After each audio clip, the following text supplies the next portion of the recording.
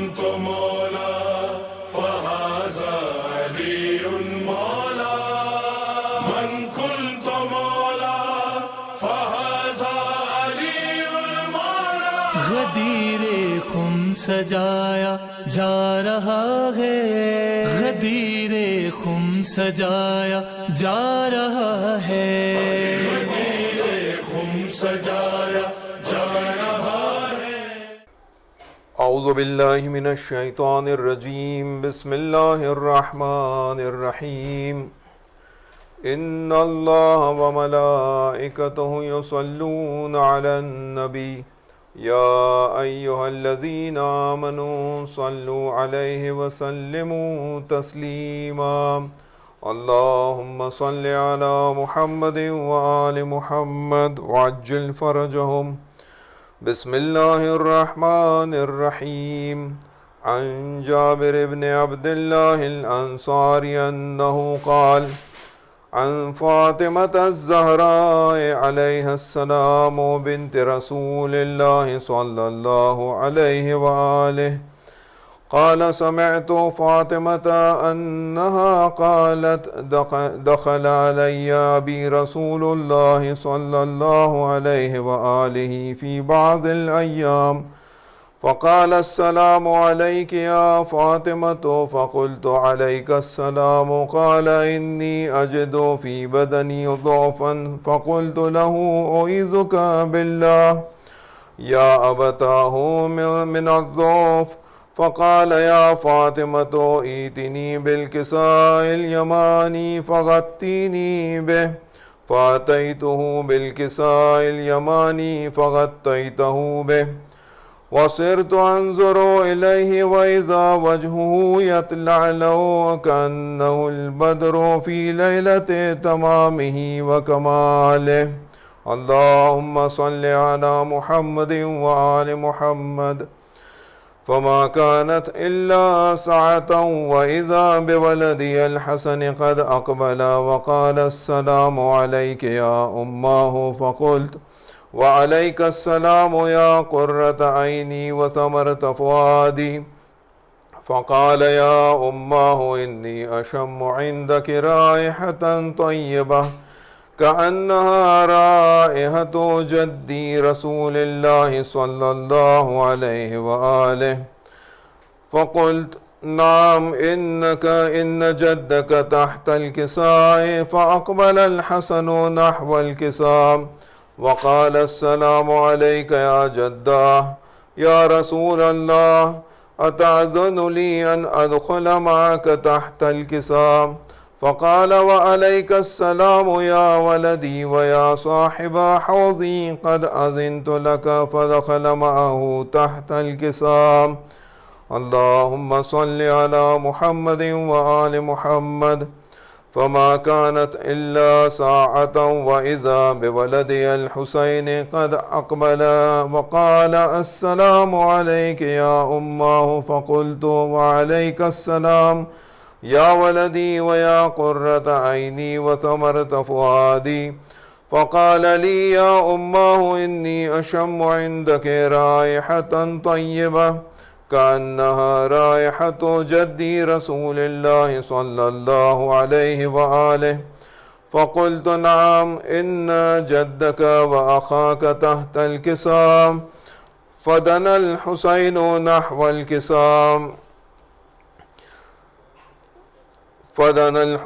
نحو الكساء وقال السلام عليك وقال السلام عليك يا جداه والسلام عليك يا من اختاره الله أتأذن لي أن أكون معكما تحت الكساء فقال وعليك السلام يا ولدي ويا شافع أمتي قد أذنت لك فدخل معهما تحت الكساء۔ اللهم صل على محمد وآل محمد۔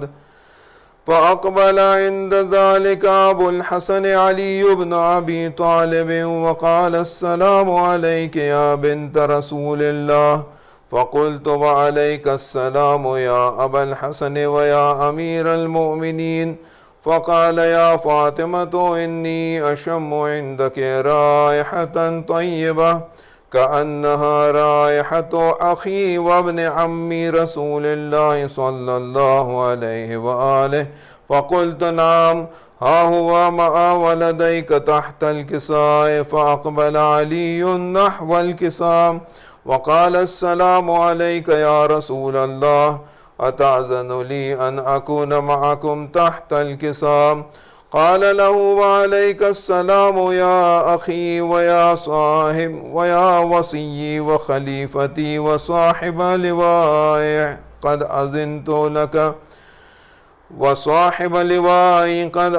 لك. فدخل علي تحت الكساء. اللهم صل على محمد وآل محمد. ثم أتيت نحو الكساء وقلت السلام عليك يا أبتاه يا رسول الله، أتأذن لي أن أكون معكم تحت الكساء؟ اللهم صل على محمد وآل محمد. قال وعليك السلام يا بنتي ويا بضعتي قد أذنت لك. فدخلت تحت الكساء فلما اكتملنا جميعا تحت الكساء. اللهم صل على محمد وآل محمد. أخذ أبي رسول الله بطرف في الكساء وأومأ بيده اليمنى إلى السماء وقال اللهم إن هؤلاء أهل بيتي وخاصتي وحامتي، لحمهم لحمي ودمهم دمي، يؤلمني ما يؤلمهم ويحزنني ما يحزنهم. أنا حرب لمن حاربهم وسلم لمن سالمهم وعدو لمن عاداهم ومحب لمن أحبهم. إنهم مني وأنا منهم. فاجعل صلواتك وبركاتك ورحمتك وغفرانك ورضوانك علي وعليهم، وأذهب عنهم الرجس وطهرهم تطهيرا. اللهم صل على محمد وآل محمد وعجل فرجهم. فقال الله عز وجل يا ملائكتي ويا سكان سماواتي إني ما خلقت سماء مبنية ولا أرضا مدحية ولا قمرا منيرا ولا شمسا مضيئة ولا فلكا يدور ولا بحرا يجري ولا فلكا يسري إلا في محبة هؤلاء الخمسة الذين هم تحت الكساء. اللهم صل على محمد وآل محمد. فقال الأمين جبرائيل يا ربي ومن تحت الكساء؟ فقال عز وجل هم أهل بيت النبوة ومعدن الرسالة، هم فاطمة وأبوها وبعلها وبنوها. اللهم صل على محمد وآل محمد. فقال جبرائيل يا ربي أتأذن لي أن أهبط إلى الأرض لأكون معهم سادسا؟ فقال الله نعم قد أذنت لك. فهبط الأمين جبرائيل وقال السلام عليك يا رسول الله العلي الأعلى، يقرئك السلام ويخصك بالتحية والإكرام ويقول لك وعزتي وجلالي إني ما خلقت سماء مبنية ولا أرضا مدحية ولا قمرا منيرا ولا شمسا مضيئة ولا فلكا يدور ولا بحرا يجري ولا فلكا يسري إلا لأجلكم ومحبتكم، وقد أذن لي أن أدخل معكم، فهل تأذن لي يا رسول الله؟ فقال رسول الله وعليك السلام يا أمين وحي الله، إنه نعم قد أذنت لك. فدخل جبرائيل معنا تحت الكساء. اللهم صل على محمد وآل محمد. فقال لأبي إن الله قد أوحى إليكم يقول إنما يريد الله ليذهب عنكم الرجس أهل البيت ويطهركم تطهيرا. اللهم صل على محمد وآل محمد. فقال علي لأبي يا رسول الله أخبرني ما لجلوسنا هذا تحت الكساء من الفضل عند الله. فقال النبي والذي بعثني بالحق نبيا واصطفاني بالرسالة نجيا ما ذكر خبرنا هذا في محفل من محافل أهل الأرض وفيه جمع من شيعتنا ومحبينا إلا ونزلت عليهم الرحمة وحفت بهم الملائكة واستغفرت لهم إلى أن يتفرقوا. فقال علي إذا والله فزنا وفاز شيعتنا ورب الكعبة. فقال النبي ثانيا يا علي والذي بعثني بالحق نبيا واصطفاني بالرسالة نجيا ما ذكر خبرنا هذا في محفل من محافل أهل الأرض وفيه جمع من شيعتنا ومحبينا وفيهم مهموم إلا وفرج الله همه ولا مغموم إلا وكشف الله غمه ولا طالب حاجة إلا وقضى الله حاجته. فقال علي إذا والله فزنا وسعدنا وكذلك شيعتنا فازوا وسعدوا في الدنيا والآخرة ورب الكعبة. اللهم صل على محمد وآل محمد. اللهم اغفر للمؤمنين والمؤمنات الأحياء منهم والأموات تابع بيننا وبينهم بالخيرات إنك مجيب الدعوات. وصلى الله على محمد وآله الطيبين الطاهرين. اللهم صل على محمد وآل محمد وعجل فرجهم. اعوذ باللہ من الشیطان اللعین الرجیم. بسم اللہ الرحمن الرحیم. اللہم کن لولیک الحجۃ ابن الحسن صلواتک علیہ وعلی آبائہ فی هذه الساعة وفی کل ساعة ولیا وحافظا وقائدا وناصرا ودلیلا وعینا حتی تسکنہ ارضک طوعا وتمتعہ فیہا طویلا. اللہم عجل لولیک الفرج واجعلنا من انصارہ وعوانہ وخدامہ وشیعتہ ولا تجعلنا من اعدائهم برحمتک یا ارحم الراحمین. اللہم صل علی محمد وآل محمد وعجل فرجہم. معزز شیعان حیدر کرار اور محبان اہل بیت علیہم السلام، سلام علیکم. میں آپ اس سب حضرات کا اس جشن مقدس میں خیر مقدم کرتا ہوں. حسینی اسلامک لائبریری کی جانب سے یہ جشن غدیر، جشن ولایت لے کے ہم آپ کی خدمت میں حاضر ہوئے ہیں. سب سے پہلے تو یہ سوال کسی کے ذہن میں آ سکتا ہے کہ غدیر گزرے ہوئے اتنے دن ہو چکے ہیں، اب غدیر کے لیے جشن، یہ کیا بات ہے؟ تو اس کے جواب میں چاہوں گا کہ میں کچھ الفاظ جو ہے وہ خطبہ غدیر سے پیش کروں تاکہ ہم سب کو پیغام غدیر کی اہمیت کا اندازہ ہو.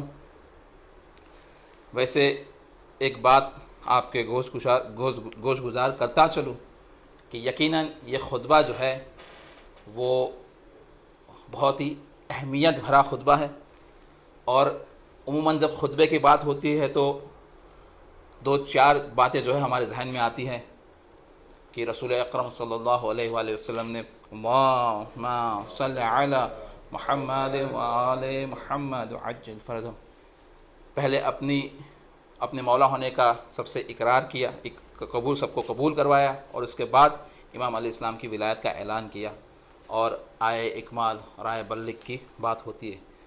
لیکن اگر آپ اس کو اور ڈیٹیل میں جا کے دیکھیں تو آپ کو پتہ چلے گا کہ خطبہ غدیر بہت طویل خطبہ ہے، اور اس میں بہت سارے نکات جو ہے وہ امام علیہ السلام کی ولایت کے حوالے سے الگ الگ زاویے سے پیش کیے گئے ہیں. امام علیہ السلام کی امامت کے حوالے سے، ولایت کے حوالے سے، ان کے منکران کے حوالے سے، 12 اماموں کی ولایت کے حوالے سے، آخری امام کے حوالے سے بھی اس میں بات کی گئی ہے۔ تو ہم سب کو چاہیے کہ ہم سب اس خطبے کو ضرور پڑھیں اور ہر سال پڑھیں، اور جس طرح ہمیں من کنت مولاہ فہذا علی مولا والی حدیث یاد ہے، اس طرح کوشش کر کے اس کے جو بڑے بڑے نکات ہیں یا جو امپورٹنٹ پوائنٹس ہیں اس کے، وہ بھی ہمیں زبانی یاد ہو۔ ہمیں کوشش کرنا چاہیے، کوئی یہ کہہ سکتا ہے کہ بھئی آپ کی توقع بہت زیادہ ہے، تو میں یہ کہہ رہا ہوں کہ ہمیں کوشش کرنی چاہیے، کیونکہ خطبہ اتنا اہم ہے، خطبہ اتنا مہم ہے کہ اگر اس کو ہم زبانی یاد بھی کرتے ہیں تو یقیناً باعث برکت ہوگا انشاءاللہ۔ تو اس پیغام کی اہمیت کے حوالے سے اس خطبے میں آپ حضرت صلی اللہ علیہ وآلہ وسلم اللہم صلی علی محمد وآل محمد وعجل فرجهم، آپ فرماتے ہیں اے لوگو، روز قیامت تک امامت اور وراثت میری اولاد میں باقی رہے گی، اور جو بات پہنچانے کا مجھے حکم دیا گیا تھا وہ میں نے پہنچا دی ہے، جس سے کہ ہر حاضر و غائب پر حجت تمام ہو جائے۔ صرف حاضرین کی بات نہیں ہو رہی، غائبین پر بھی حجت تمام ہونے کی بات ہو رہی ہے۔ ہر اس شخص پر جو یہاں حاضر ہے یا نہیں ہے، اور ہر اس شخص پر جو ابھی پیدا ہوا ہے یا نہیں ہوا، اس لیے کہ جو حاضر ہے اس پر لازم ہے کہ غائبین تک اس پیغام کو پہنچائے، اور ہر باپ پر لازم ہے، آپ الفاظ دیکھیں، ہر باپ پر لازم ہے کہ اپنے بیٹے کو اس پیغام کی خبر دے، اور یہ سلسلہ قیامت تک جاری، ایسے ہی جاری رہے۔ تو اس سے اندازہ ہوگا آپ کو کہ رسول اکرم صلی اللہ علیہ وآلہ وسلم نے اس پیغام کو پہنچانے کی کتنی تاکید کی ہے۔ لازم ہے، ہر باپ پر لازم ہے کہ اپنے بیٹوں تک اس پیغام کی خبر دے، اس پیغام کو پہنچائے۔ تو جب پیغام کو پہنچانے کے لیے اتنی امپورٹنس دی جا رہی ہے، اتنی توجہ دلائی جا رہی ہے، تو وہ پیغام کتنا اہمیت والا ہوگا، پیغام کتنا امپورٹنٹ ہوگا، اس سے ہمیں بخوبی اندازہ ہوتا ہے۔ اس پیغام کے بارے میں اگر ہم لوگ بات کریں، خطبہ غدیر میں الگ الگ زاویے سے بہت بار اس پیغام کے حوالے سے بات کی گئی ہے۔ میں صرف 2 جملے اس خطبے کے سے پڑھتا ہوں آپ کے سامنے، پھر انشاءاللہ ہم اس جشن کو آگے بڑھائیں گے۔ آپ فرماتے ایک جگہ پہ اسی خطبے میں، اے لوگو، امام علیہ السلام کی فضیلت کو مانو، کیونکہ اللہ نے ان کو فضیلت بخشی ہے، اور ان کی امامت کو مانو کیونکہ اللہ نے ان کو امام بنایا ہے۔ منصوص من اللہ ہے، یہ لوگوں کے بنائے ہوئے امام نہیں ہے۔ میں یہ جو 2 جملے تھے وہ میں اپنی طرف سے کہہ رہا ہوں، یہ اللہ کی جانب سے امام ہے۔ آپ فرماتے ہیں خطبے میں یہ اللہ کی جانب سے امام ہے۔ اور اب جو جملہ آ رہا ہے اس پہ غور کریے، اللہ کوئی ایسے شخص کی توبہ قبول نہیں کرے گا جو ان کی ولایت کا منکر ہوگا۔ کوئی ایسے شخص کی توبہ قبول نہیں کرے گا جو ان کی ولایت کا منکر ہوگا۔ اس سے پتہ چلے گا، اس سے اندازہ لگ رہا ہے ہمیں کہ امام کی ولایت کی امپورٹنس اور اہمیت کتنی زیادہ ہے۔ یہ تو صرف ایک جملہ ہے، اس پورا خطبہ اسی طرح کے جملوں سے غالباً آپ کہہ سکتے ہیں کہ اتنی زیادہ امپورٹنس اس خطبے میں دی گئی ہے کہ پورا خطبہ آپ جب پڑھیں گے تو آپ کو لگے گا کہ ہر جگہ پہ اسی بات کو بیان کیا گیا ہے الگ الگ زاویوں سے۔ اسی خطبے میں آپ آگے فرماتے ہیں کہ جس نے بھی میرے اس فرمان پر ذرا سا بھی شک کیا، جس نے بھی میرے اس فرمان پر ذرا سا بھی شک کیا، گویا ویسا ہے کہ جیسے اس نے میری ہر بات پر شک کیا۔ مطلب میں نے جو توحید بیان کی اس پر بھی شک کیا، میں نے جو رسالت بیان کی اس پر بھی شک کیا، میں نے جو نماز بیان کی اس پہ شک کیا، روزوں پہ شک کیا، حج پہ شک کیا۔ جس نے میرے اس فرمان پہ شک کیا، گویا ایسا ہے کہ اس نے میری ہر بات پہ شک کیا، اور ان کے لیے جہنم تیار ہے۔ سیدھی بات، کوئی جسے کہتے ہیں کہ کوئی ڈھکی چھپی اور یہ ایسا ہے اما ایسے، سیدھی بات، اور ان کے لیے جہنم تیار ہے۔ تو یہ ہے غدیر کی اہمیت، یہ ہے غدیر کے پیغام کی اہمیت۔ یقیناً خدا متعال کے ہم لوگ شکر گزار ہیں کہ اس نے ہمیں اس دولت سے نوازا ہے۔ ہم جتنا بھی شکریہ اس نعمت کے لیے ہم کریں خدا متعال کا اتنا کم ہے، اس میں کوئی شک و شبہ نہیں۔ آپ دیکھیں گے خدا متعال نے بہت ساری نعمات جو ہے وہ ہر کسی کے لیے رکھی ہے، ہوا، پانی، یہ دنیا، یہ شمس، قمر، ساری چیزیں آپ دیکھیں گے روزی خدا متعال سب کو دیتا ہے، لیکن یہ نعمت ولایت ہے جو اس نے اپنے چنندہ بندوں کو دی ہے، اور اللہ کا شکر ہے کہ ان میں سے ہم لوگ بھی ان میں سے ہے کہ جن کے پاس یہ نعمت ولایت ہے۔ یقیناً ہم لوگ اس کے لیے ہمارے والدین کے بھی شکر گزار ہے کہ جن کی وجہ سے جو ذریعہ بنے ہم تک اس ولایت کو پہنچانے کے لیے، اس نعمت عظمیٰ کو پہنچانے کے لیے۔ تو یقیناً چونکہ یہ نعمت عظمیٰ ہے، بہت بڑی نعمت ہے، اور پیغام بھی اتنا ہی اہم ہے، تو جتنا بھی زیادہ ہو سکے ہمیں چاہیے کہ ہم اس کے بارے میں ذکر کریں، اس کے بارے میں لوگوں کو بتائے، لوگوں تک پہنچائے، تاکہ انشاءاللہ ہماری سب کی اس چھوٹی سی کوشش کو، راہ ولایت پہ کی گئی اس چھوٹی سی ان کاوشوں کو خدا متعال اپنی بارگاہ میں قبول فرمائے، اور انشاءاللہ اسی ذریعے ہم سب پر خدا متعال رحم فرمائے۔ میں اس جشن کو آگے بڑھاتے ہوئے، جیسے کہ آپ لوگ جانتے ہیں اہل ولا کا یہ طریقہ ہے کہ جب بھی ہم ایسے محافل و جشن کا انعقاد کرتے ہیں تو اس جشن کی شروعات جو ہے ہم قرآن پاک کی تلاوت سے کرتے ہیں، اور کیوں نہ کرے، کیونکہ جب اہل بیت علیہ السلام کی بات ہو رہی ہے تو قرآن کی بات بھی ضرور ہوگی، قرآن کا ذکر بھی ضرور ہوگا، کیونکہ دونوں جو ہے ایک دوسرے کے ساتھ ہیں۔ آیت حدیث ثقلین صاحب بتاتی ہے، جس کا آپ نے اس غدیر کے خطبے میں بھی ذکر کیا ہے۔ اس کے علاوہ غدیر کے خطبے میں اگر آپ دیکھیں تو امام علیہ السلام کے حوالے سے قرآن کی بہت ساری آیات آپ نے تلاوت فرمائی ہے، اور ایک جگہ پہ آپ فرماتے ہیں کہ قرآن کی امام علیہ السلام کے حوالے سے آپ رسول اکرم صلی اللہ علیہ وآلہ وسلم اللہم صلی علی محمد وآل محمد وعجل فرجہم ولقدوہم، آپ فرماتے ہیں قرآن کی تنبیہ کو ان کے علاوہ کوئی بہتر طریقے سے بیان نہیں فرمائے گا، اور تمہارے لیے قرآن کی تفسیر واضح طریقے سے کوئی اور بیان نہیں کر پائے گا سوائے امام علیہ السلام کے۔ تو یہ ہے قرآن اور امام علیہ السلام کا رشتہ جو بہت مضبوط ہے۔ ہم جب بھی اہل بیت کی بات کرتے ہیں تو ساتھ میں قرآن کی بات کرتے ہیں، قرآن سے آغاز کرتے ہیں ایسے محافل و جشن کا۔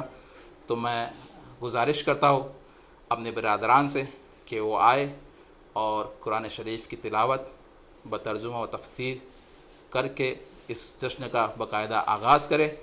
میں ان کے استقبال کے لیے آپ لوگوں سے گزارش کرتا ہوں کہ ایک باواز بلند صلوات پڑھ کر ان ہمارے برادران کا استقبال کرے۔ پر محمد وآل محمد صلوات، اللہم صلی علی محمد وآل محمد وعجل فرجہم۔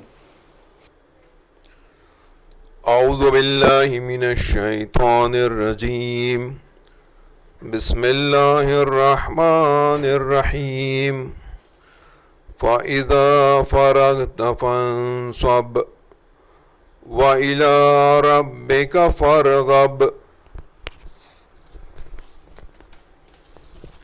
سہارا اللہ تعالیٰ کے نام کا جو کہ رحمان اور رحیم ہے۔ جب فارغ ہو جائیں تو نصب کر دیجئے اور اپنے رب کی طرف راغب ہو جائیں۔ سورہ علم نشرہ آیت نمبر 7 اور 8۔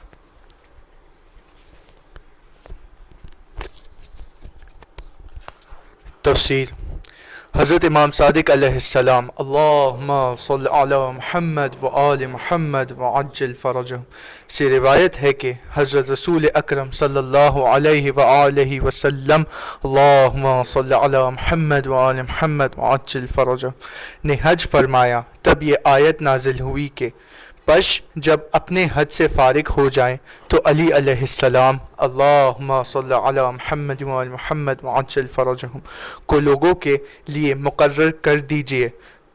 طویل الآیات صفحہ نمبر 786۔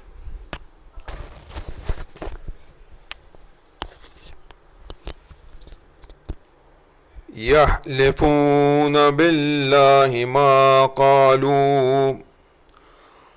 ما قالوا ولقد قالوا كلمة الكفر وكفروا بعد إسلامهم وهم بما لم ينالوا وما نقموا إلا أن أغناهم الله ورسوله من فضله۔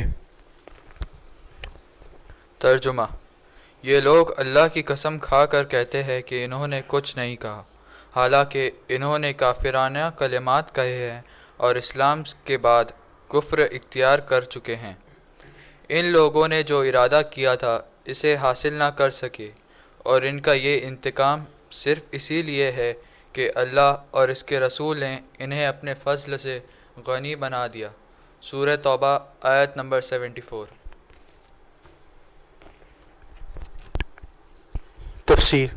حضرت امام صادق علیہ السلام اللہم صلی علی محمد و آل محمد وعجل فرج سے مروی ایک روایت میں ہے کہ جس وقت غدیر خم میں حضرت رسول اکرم صلی اللہ علیہ وآلہ وسلم اللہم صلی علی محمد و آل محمد وعجل فرج نے حضرت امیر المؤمنین علیہ السلام اللہم صلی علی محمد و آل محمد وعجل فرجہم کی ولایت کا اعلان فرمایا، اس وقت 7 منافقین آپ کے مقابل تھے۔ ان میں سے ایک منافق نے آپ کی شان میں توہین آمیز گفتگو کی۔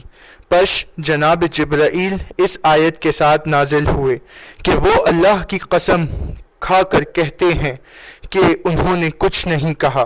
تفسیر قمی صفحہ نمبر 301۔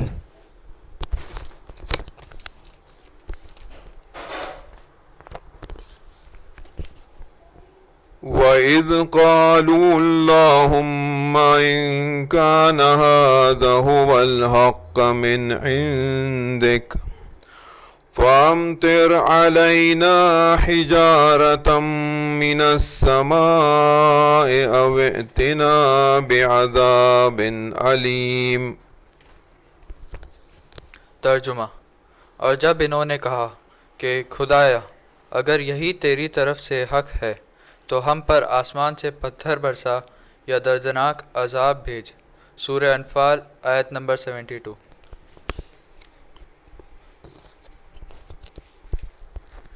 تفسیر۔ حضرت امام صادق علیہ السلام اللہم صلی علی محمد و آل محمد وعجل فرج سے مروی روایت میں ہے جب غدیر خم میں حضرت رسول اکرم صلی اللہ علیہ وآلہ وسلم اللہم صلی علی محمد و آل محمد وعجل فرج نے حضرت علی علیہ السلام اللہم صلی علی محمد و آل محمد وعجل فرجہم کی جانشینی کا اعلان فرمایا اور اس کی خبر حارث بن نعمان فہری کو پہنچی تو وہ حضرت رسول اکرم صلی اللہ علیہ وآلہ وسلم اللہم صلی علی محمد و آل محمد وعجل فرجہم کی خدمت میں آیا اور استفسار کیا کہ یہ آپ کی طرف سے ہے یا اللہ کی طرف سے۔ آپ نے فرمایا اللہ کی طرف سے۔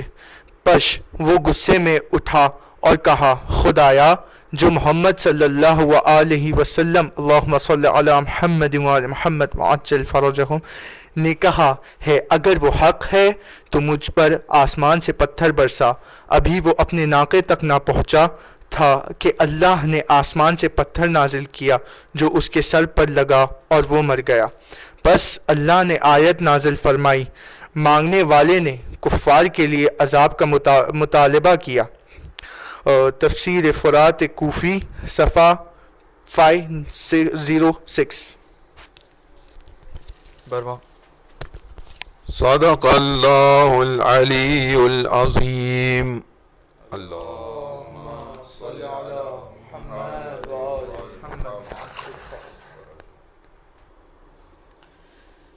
صدق اللہ العلی العظیم۔ جزاک اللہ برادران، آپ قرآن شریف کی تلاوت، ترجمہ و تفسیر سماعت فرما رہے تھے۔ آئیے حضرات، اس جشن کو ہم جناب میثم تمار اور دیگر اصحاب کی پیروی کرتے ہوئے مدحت مولا کی طرف لے چلتے ہیں۔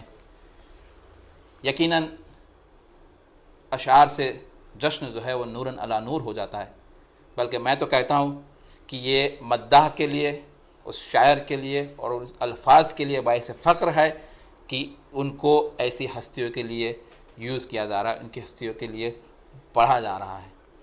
شاعر نے کیا خوب کہا غدیر کے حوالے سے، تکمیل دین نام ہے جشن غدیر کا، تکمیل دین نام ہے جشن غدیر کا، بھیجا ہے تاج رب نے نبی کے وزیر کا۔ تکمیل دین نام ہے جشن غدیر کا، بھیجا ہے تاج رب نے نبی کے وزیر کا۔ آؤ علی کے چاہنے والوں خوشی خوشی، آؤ علی کے چاہنے والوں خوشی خوشی، یہ جشن ہو رہا ہے جناب امیر کا، یہ جشن ہو رہا ہے جناب امیر کا، کوئی علی کو مولا کہے کوئی نہ کہے، کوئی علی کو مولا کہے کوئی نہ کہے، یہ مسئلہ ازل سے ہے ظرف و ضمیر کا، یہ مسئلہ ازل سے ہے ظرف و ضمیر کا۔ اسی اشعار کی سائے میں دعوت دے رہا ہوں ہمارے برادر باقر مہدوی صاحب کو کہ وہ آئے اور اپنے کلام کا آغاز فرمائے۔ ان کے استقبال کے لیے بآواز بلند صلوات اللہم صلی علی محمد و آل محمد وعجل بر محمد و آل محمد صلوات۔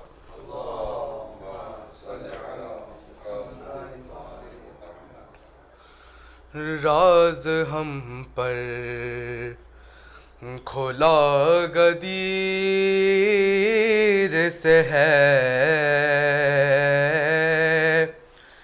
راز ہم پر کھلا غدیر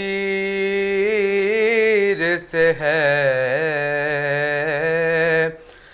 راز ہم پر کھلا غدیر سے ہے،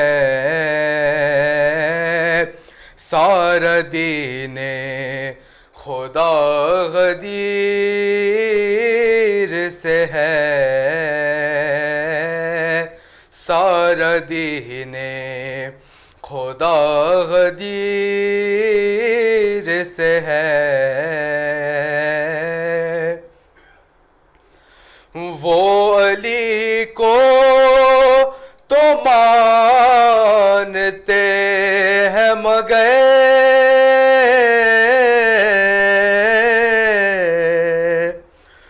وہ علی کو تو مانتے ہیں مگر بس انہیں مسئلہ غدیر سے ہے، بس انہیں مسئلہ غدیر سے ہے، رابطہ خود کرے گا تجھ سے خدا،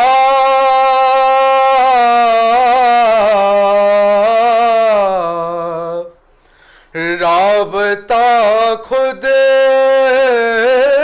کرے گا تجھ سے خدا، گر تیرا رابطہ غدیر سے ہے، گر تیرا رابطہ غدیر سے ہے، فتح خیبر کے مال سے الفات،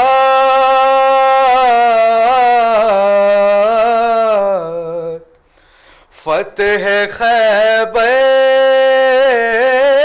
کے مال سے الفات، شیخ جی کو گلا غدیر سے ہے، شیخ جی کو گلا غدیر سے ہے، کچھ نہیں دین کربلا کے بغیر،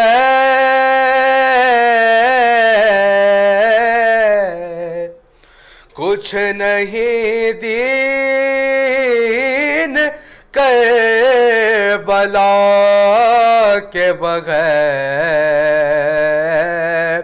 خود کربلا غدیر سے ہے، اور خود کربلا غدیر سے ہے، راز ہم پر کھلا غدیر سے ہے، سار دین خدا غدیر سے ہے. پر محمد و آل محمد صلوات.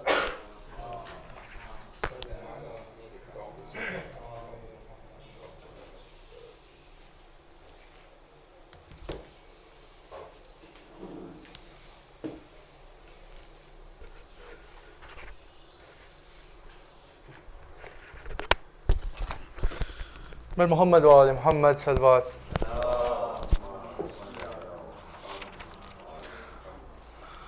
سب سے پہلے آپ تمام مومنین کو عید اکبر، عید غدیر بہت بہت مبارک ہو.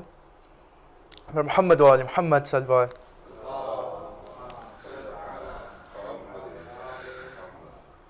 غدیر خم سجا ہے آج، غدیر خم سجا ہے آج، حیا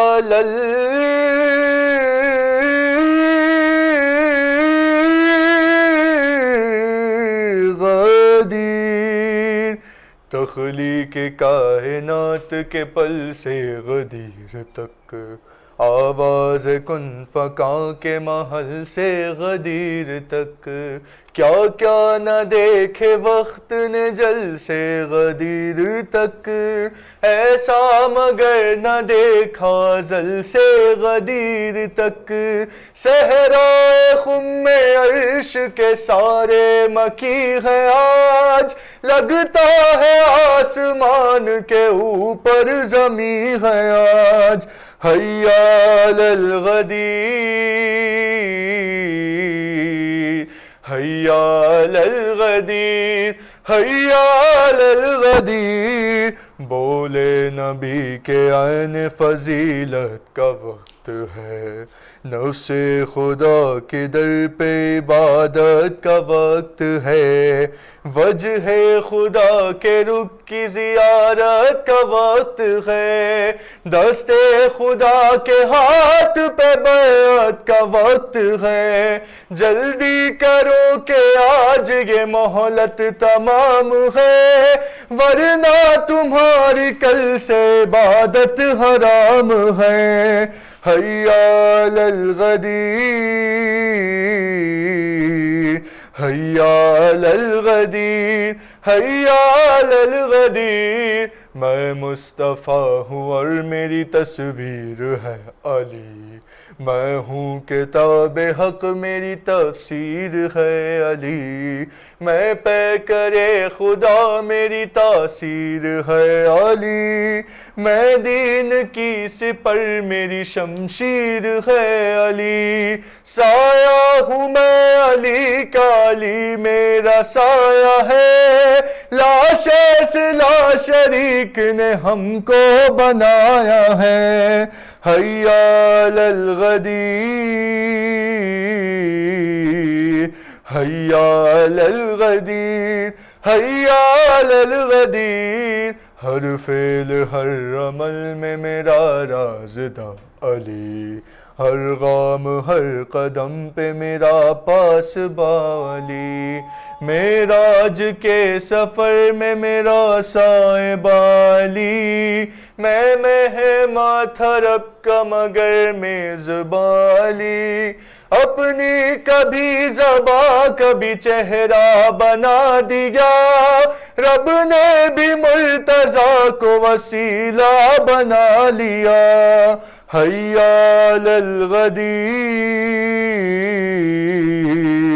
حیا علی الغدیر، حیا علی الغدیر، دین خدا اطاعت حیدر کا نام ہے، صوم و صلاۃ سیرت حیدر کا نام ہے، ایمان کیا ہے الفت حیدر کا نام ہے، قرآن کیا ہے مدحت حیدر کا نام ہے، میرا نہیں بیان یہ رب جلی کا ہے، ملعون ہے وہ شخص جو منکر علی کا ہے، حیا علی الغدیر،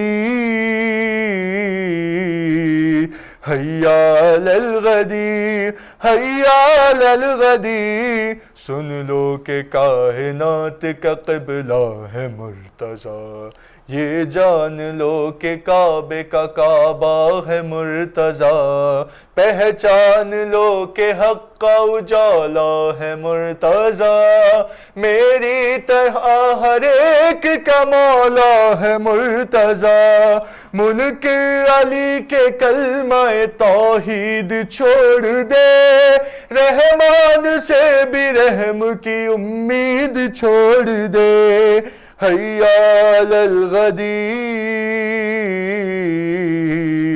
حیا علی الغدیر حیا علی الغدیر، آیا نظر جو دشمن کعبہ غدیر میں، اللہ نے نبھا دیا وعدہ غدیر میں، پتھر تھا اور سر تھا دھوکا غدیر میں، گویا اتارا فیل کا سورہ غدیر میں، ایک ابر ہائے وقت تا سنسار کر دیا، منکر غدیر خم کا تھا فنار کر دیا، مولا علی مولا مولا علی مولا، میں محمد و آل محمد صلوات۔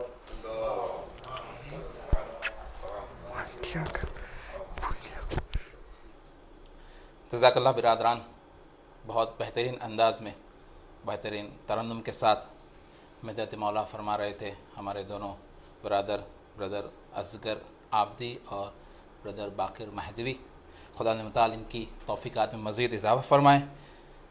چونکہ اشعار والا جو حصہ تھا اس کی شروعات میں نے کی تھی، تو میں چاہتا ہوں کہ دو بند پہ اس کا اختتام بھی میں ہی کروں۔ جشن غدیر ہے محفل مدحو ثنا بھی ہے، جشن غدیر ہے محفل مدحو ثنا بھی ہے، یہ حکم حق طریق اہل ولا بھی ہے، جشن غدیر ہے محفل مدحو ثنا بھی ہے، یہ حکم حق طریق اہل ولا بھی ہے، ذکر علی کو سن کے دھڑکنے لگا جو دل، ذکر علی کو سن کے دھڑکنے لگا جو دل، آیا میری سمجھ میں لہو بولتا بھی ہے، آیا میری سمجھ میں لہو بولتا بھی ہے۔ اسی کے ساتھ ہم اس پروگرام کو آگے بڑھاتے ہوئے ہمارا جو اگلا پروگرام ہے وہ ہے ایک مناظرہ۔ ویسے تو دیکھا جائے تو غدیر کا واقعہ اتنا روشن نما ہے کہ اس پر اعتراضات اور اس میں اعتراضات کی کوئی گنجائش نہیں ہے، کوئی جگہ نہیں ہے۔ اس کے باوجود بھی مخالفین ہمیشہ اس بات کی کوشش کرتے رہے ہیں کہ اس واقعات پر کچھ نہ کچھ اعتراضات کیے جائے۔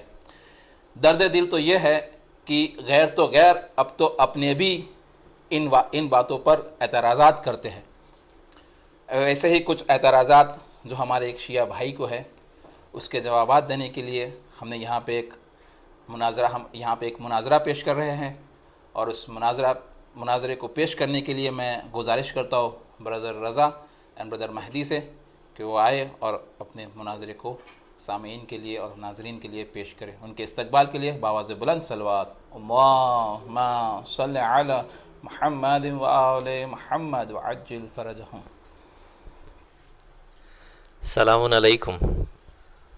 وعلیکم السلام رضا بھائی، آپ کیسے ہو؟ الحمدللہ، اللہ کا شکر اور اہل بیت کا کرم ہے۔ کیا کر رہے ہیں آج میری بھائی آج کل؟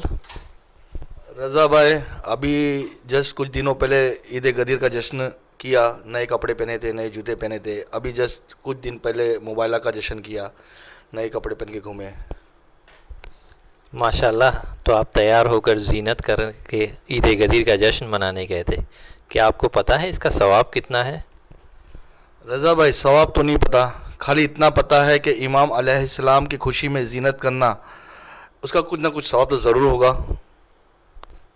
تو آپ ہم سے سنیے، جو روز غدیر اس دن کی مناسبت کو جان کر زینت کرتا ہے، خدا اس کے تمام چھوٹے بڑے گناہ بخش دیتا ہے، اور ایک ملک مقرر کرتا ہے جو اس کے لیے اگلے سال عید غدیر تک استغفار کرتا ہے اور اس کے درجات بلند کرتا ہے، اور اگر وہ اس سال مر گیا تو انشاءاللہ شہید مرے گا۔ رضا بھائی واہ، اتنا عظیم ثواب، اس کے پیچھے کچھ وجہ تو ضرور ہوگی اتنا زینت کرنے کا. جی میری بھائی، دراصل لوگ اس دن کی مناسبت کو جانتے نہیں ہیں، اور اس دن کی کوئی نیکی آپ کے عمر اور مال میں اضافہ کرتی ہے. اس دن اگر آپ نے روزہ رکھا تو تمام عمر کے روزے رکھنے سے زیادہ ثواب رکھتا ہے. اس دن اگر آپ نے کسی کو افطار کرایا تو ایسا ہے کہ جیسے 10 لاکھ لوگوں کو آپ نے کھانا کھلایا. اتنا ثواب ہے. اور اگر کسی کو آپ نے صرف مسکرا کر دیکھ لیا تو روز قیامت خدا آپ کے ساتھ نرمی سے پیش آئے گا اور آپ کی 1000 حاجتیں پوری کرے گا. رضا بھائی لیکن آپ نے میرے سوال کا وضاحت نہیں کی کہ اتنا عظیم ثواب کیوں ہے اس کے پیچھے. دراصل روز غدیر اتنا خوشی کا دن ہے کہ خدا چاہتا ہے کہ رسول خدا صلی اللہ علیہ وآلہ وسلم نے مولا علی کی ولایت کا جو اعلان کیا وہ تمام لوگوں کو پتہ چلے. لوگوں کو یہ پتہ چلے کہ آج شیعوں کے یہاں کوئی عید ہے جو دوسری عیدوں سے بھی بڑھ کر ہے. رضا بھائی لیکن ہم کو دوسروں سے کیا لینا دینا. میری بھائی، کیا آپ نے خطبہ غدیر میں رسول خدا کا وہ قول نہیں سنا ہے کہ جو حاضر ہے وہ غائب تک یہ پیغام پہنچائے. ہم میدان غدیر میں حاضر نہیں تھے لیکن ہم تک یہ پیغام پہنچا کر ہمیں بھی مولا کی ولایت کے میدان میں حاضری ملی ہے. اب ہماری ذمہ داری ہوتی ہے کہ جو لوگ غدیر سے دور ہے اور جو مولا کی ولایت سے دور ہے ان تک یہ پیغام پہنچائے.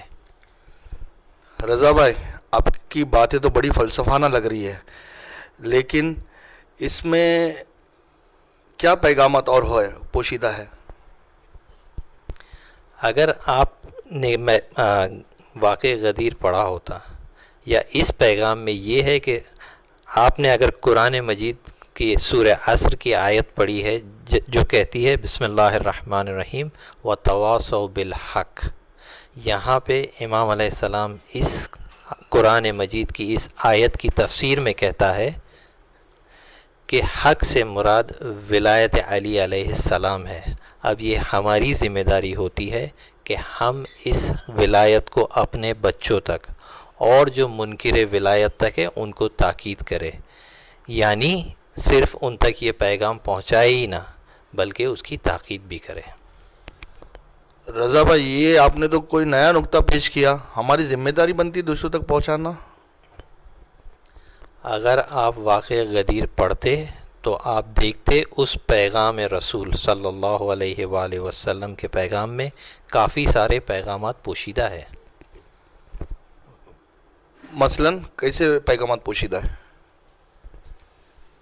حضرات نے کلی طور پر جو میدان غدیر میں موجود تھے ان سے کہہ دیا کہ جو حاضر ہے وہ غائب تک یہ پیغام پہنچائے. اب یہ پیغام کیا ہے وہ آپ ہم سے سنیں. اصحاب رسول کا حج کے بعد میدان غدیر میں یہ سب سے بڑا مجمع تھا جو خدا نے خاص جو غدیری ہیں ان کے لیے منعقد کیا تھا. مسلمان اس بات کو یاد رکھے. اصحاب رسول نے مولا علی کو جانشین رسول مان کر ان کی بیعت کی. مسلمان اس بات کو نہ بھولے. خدا نے اس بات پر اتنا زور دیا ہے کہ قرآن مجید میں کہا گیا ہے کہ اگر آپ نے یہ پیغام نہیں پہنچایا تو گویا کار رسالت کا کوئی کام انجام نہیں دیا. مسلمان اس بات کو نظر انداز نہ کرے.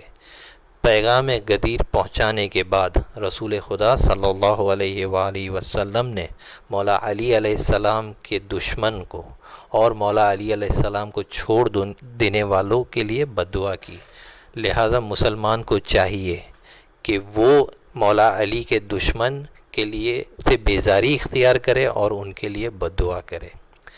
مولا علی کے اس پیغام میں جہاں رسول خدا نے ان کو لوگوں پر ولی قرار دیا، یعنی کہ لوگوں پر اپنی نفسوں سے زیادہ مولا علی کو سبقت حاصل ہے.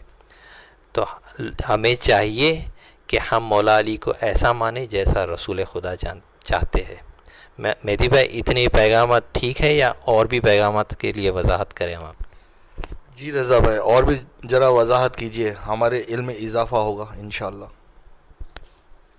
رسول خدا نے جب یہ پیغام اعلان کرنا تھا میدان غدیر میں تو یہ بڑی شان و شوکت سے ہوا تھا. یہ کوئی معمولی پیغام نہیں تھا جو رسول خدا لوگوں تک پہنچانا چاہتے تھے. اگلا، لوگ جو مسلمان وہاں موجود تھے وہ ایک فرقہ تھے. رسول خدا اسلام کو ماننے والے ایک مسلمان تھے. کیونکہ مولا علی کی ولایت پر سب سبقت تھے. اگر آج بھی مسلمان کو ایک ساتھ ہونا ہے، اتحاد یا متحد ہونا ہے، تو مولا علی کو ولی مان کر چلے.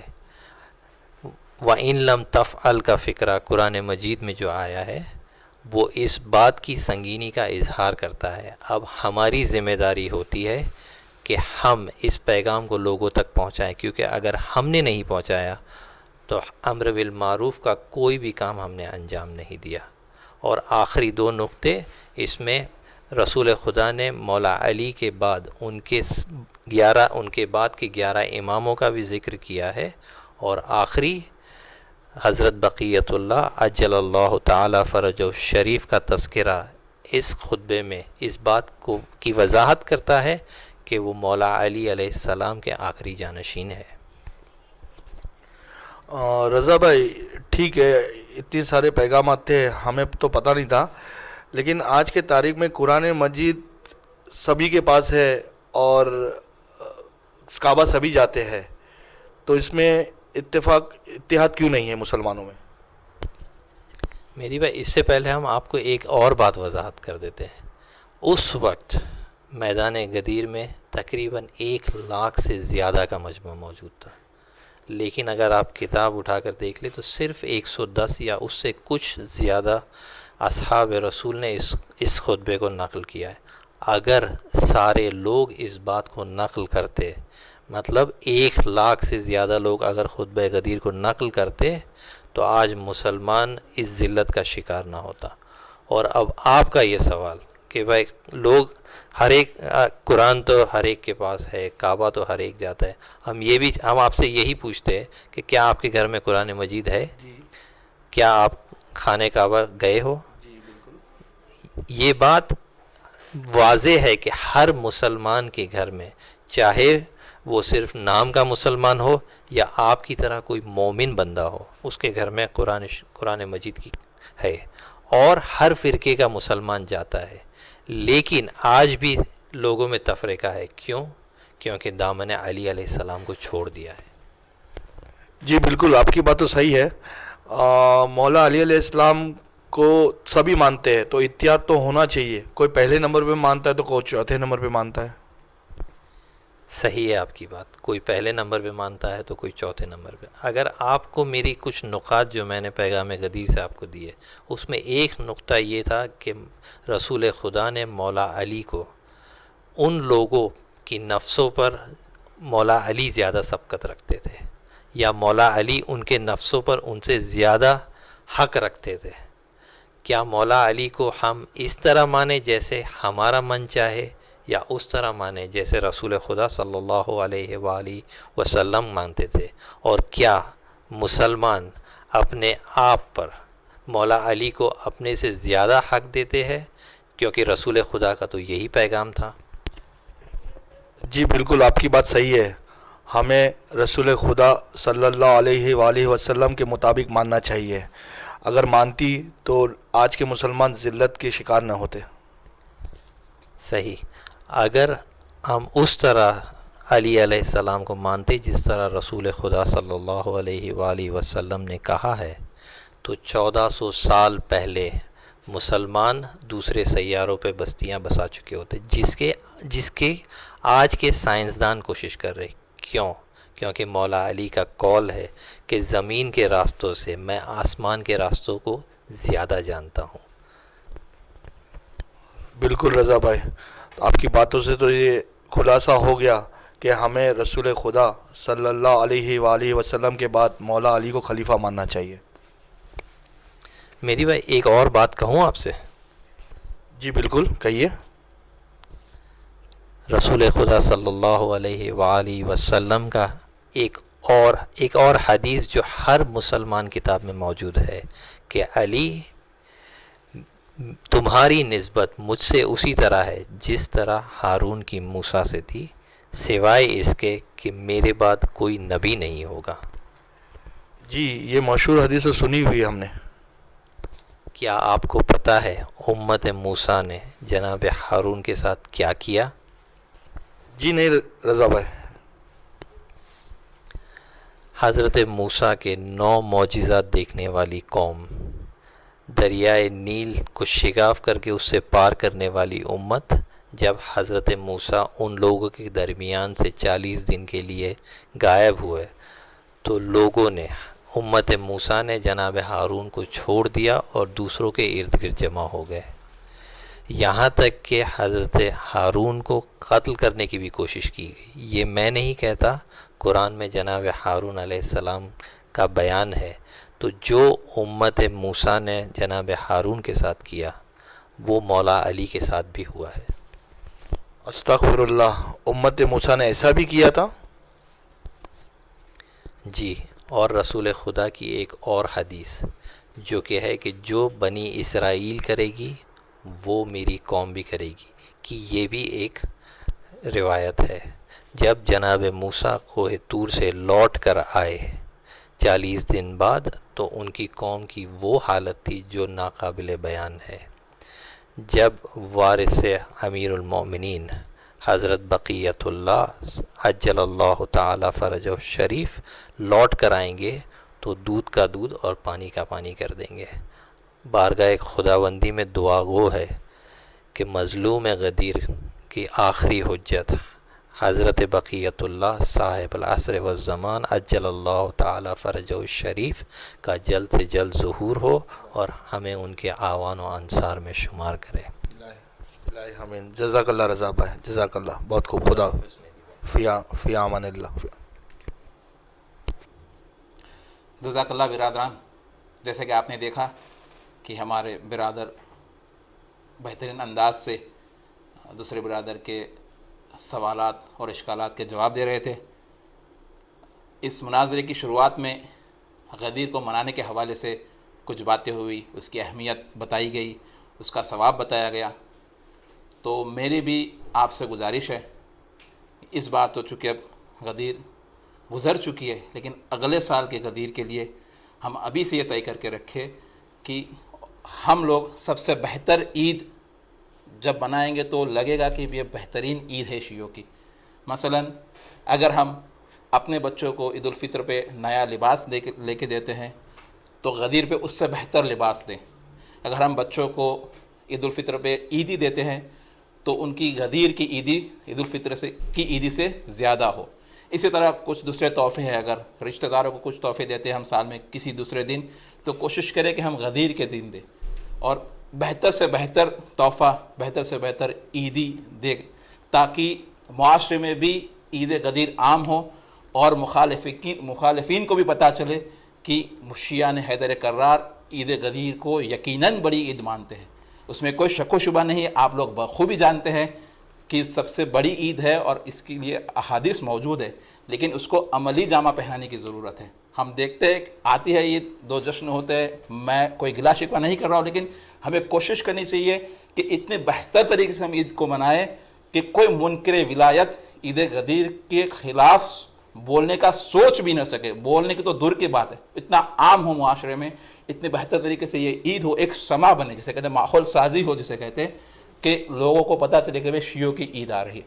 تو میری چھوٹا منہ بڑی بات آپ سب سے دستبستہ گزارش ہے کہ اس نقطے کو اپنے ذہنوں میں رکھے اور انشاءاللہ خدا متعال ہم سب کو توفیق عنایت فرمائیں کہ ہم عید غدیر کو یقیناً اس طرح منائیں جو اس کو منانے کا حق ہے۔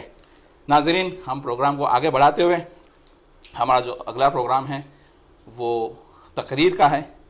یقیناً اہل بیت علیہ السلام کی بہت فضیلت ہے، بہت فضائل ہے، اور خطبہ غدیر میں خود رسول اکرم صلی اللہ علیہ وآلہ وسلم اللہم صلی علی محمد وآل محمد وعجل فرجہم، اس کے بارے میں بیان فرماتے ہوئے آپ فرماتے ہیں کہ ہمارے ذریعے ہی اللہ تعالیٰ رزق نازل کرتا ہے اور ہمارے ذریعے ہی کائنات باقی ہے۔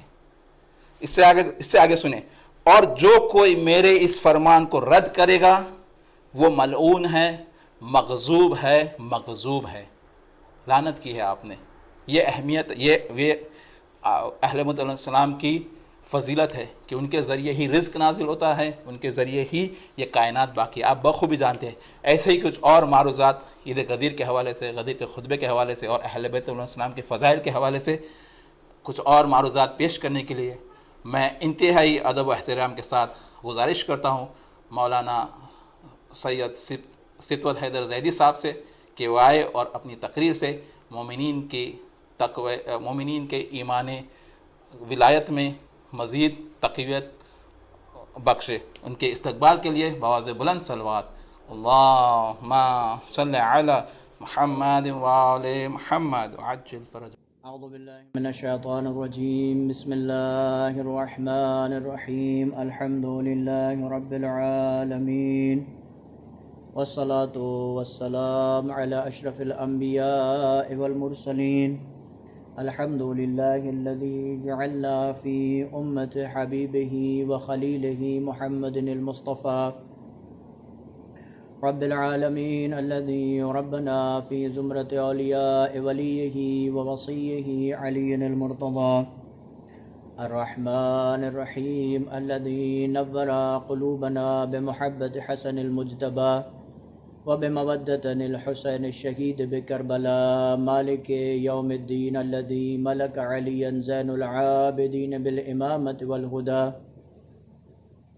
ایاک نعبد عبادتا تبلغنا فی القیامہ وبصحبت محمد الباقر وجعفر الصادق وموسى الكاظم وعلی بن موسى الرضا.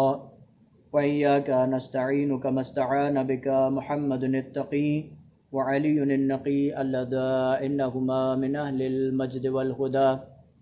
اهدنا الصراط المستقيم هو متابعة حسن العسكري ومحمد المهدي.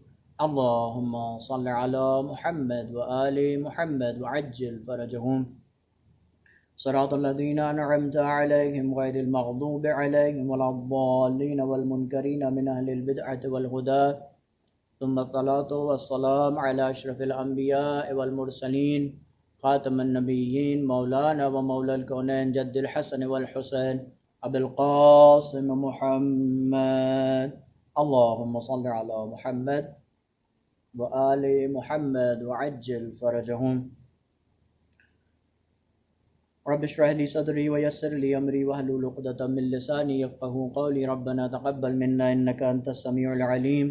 أما بعد فقد قال الله سبحانه وتعالى في كتابه الكريم وقوله الحق وهو أصدق الصادقين وأصدق القائلين. بسم الله الرحمن الرحيم. أفمن يهدي إلى الحق أحق أن يتبع وأمن لا يهدي إلا أن يهدى فما لكم كيف تحكمون. اللهم صل على محمد وآل محمد وعجل فرجهم. اذان محترم، برادران ملت، بزرگان ایمانی، موالیان ولایت و امامت، جیسا کہ آپ سب جانتے ہیں حسینی لائبریری کی جانب سے منعقد ہونے والا یہ پروگرام عید سعید غدیر اور عید مباہلہ کی مناسبت سے منعقد کیا گیا ہے.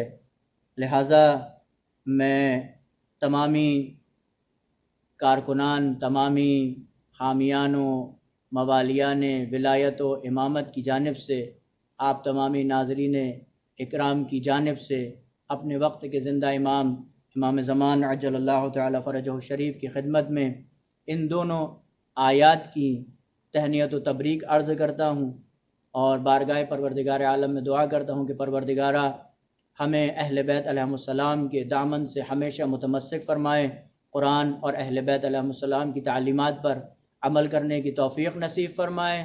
پروردگار سے دعا کرتے ہیں پروردگارہ اس عید کے صدقے میں ہماری مسجد و امام بارگاہوں کو آباد فرما اور ہمارے تمام تر بیمار حال کو شفاء کامل و عاجل نصیب فرما ببرکت صلوات علی محمد و آل محمد. اللہم صل علی محمد و آل محمد وعجل فرجہم. اذان گرامی قدر، اس آیہ کریمہ کو جس کو میں مسلسل اپنا سرنامہ سخن قرار دے رہا ہوں، میں مناسب سمجھتا ہوں کہ آج کی اس تاریخ میں آپ کی خدمت میں اس کے ترجمے کو عرض کروں، اور اس کے ساتھ ساتھ آپ کی خدمت میں کچھ آثار اور ثمرات عید سعید غدیر آپ کی خدمت میں عرض کرنا ہے، اور جو برکات ہیں عید مباہلہ کی اس کو آپ کی خدمت میں عرض کرنا ہے اور آپ کی رحمت کو تمام کرنا ہے۔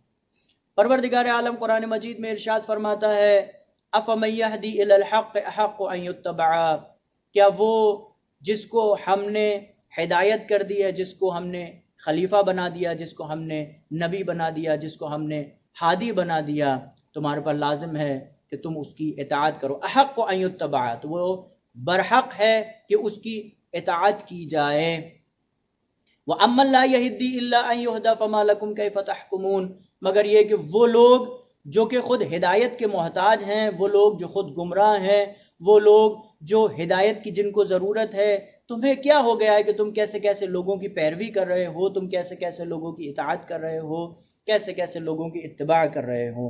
اذان گرامی قدر لائق اتباع وہ ہے جس کو پروردگار عالم نے ہادی بنا کے بھیجا ہے، جس کو رسول بنا کے بھیجا ہے، جس کو خلیفہ بنا کے بھیجا ہے، رحمت للعالمین، اشرف الانبیاء، خاتم النبیین، حضور پاک صلی اللہ علیہ وآلہ وسلم کی ذات، اللہم صلی علی محمد وآل محمد، ان کی ذات سب سے زیادہ اولا ہے کہ ہم ان کی اطاعت کریں، ان کی اتباع کریں، ان کی پیروی کریں، اور وہ رسول، وہ پیغمبر، وہ نبی، وہ اشرف الانبیاء، وہ اشرف الکائنات، وہ رحمت للعالمین، جس کی اتباع کی ہم کو نصیحت کر دے، وصیت کر دے، تو اس کی اتباع کرنا، تو اس کی اطاعت کرنا ہمارے اوپر لازم ہے، ہماری پیروی۔ عید سعید غدیر عزیزان گرامی قدر اسی چیز کے اوپر دلالت کرتی ہے کہ ہم کو حضور پاک صلی اللہ علیہ وآلہ وسلم نے جس کو ہمیں مولا بنا دیا ہمارے لیے، جس کی اطاعت کو ہمارے پر فرض کر دیا، اب ہمارے پر لازم ہے کہ ہم اس کی اتباع کریں، اس کی اطاعت کریں، اس کی پیروی کریں۔ اب یہ جو امیر کائنات علی ابن ابی طالب علیہ السلام کو ہمارے لیے مولا بنایا گیا، ہمارے لیے امیر بنایا گیا، ہمارے لیے امام بنایا گیا، عزیزان گرامی قدر، یہ ولایت علی ابن ابی طالب اور ولایت معصومین علیہ السلام کے اقرار کے 3 مرحلے ہیں۔ توجہ کیجئے گا عزیزوں اور میرے دوستو، ولایت علی ابن ابی طالب اور ولایت معصومین علیہ السلام کے اقرار کے 3 مرحلے ہیں۔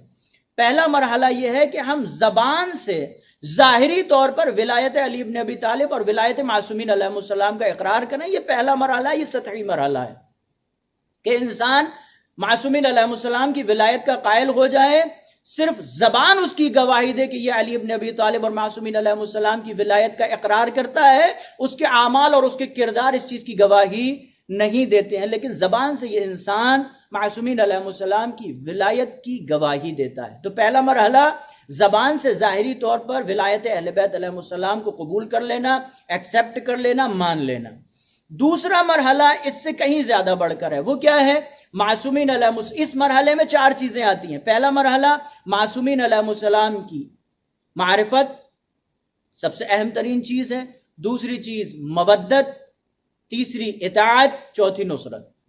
یہ دوسرا مرحلہ ہے کہ انسان معصومین علیہ السلام کی، علی ابن ابی طالب اور جملہ معصومین علیہ السلام کی ولایت کے اقرار کے ساتھ ساتھ ان کی معرفت رکھتا ہو، ان کی مودت اس کے دل میں موجود ہو، اس کی ان لوگ کی اطاعت کرنے کا جذبہ ہمارے دل میں موجود ہو، اور ان کی نصرت کرنے کے لیے ہم ہمہ وقت آمادہ اور کوشاں رہیں۔ یہ دوسرا مرحلہ ہے۔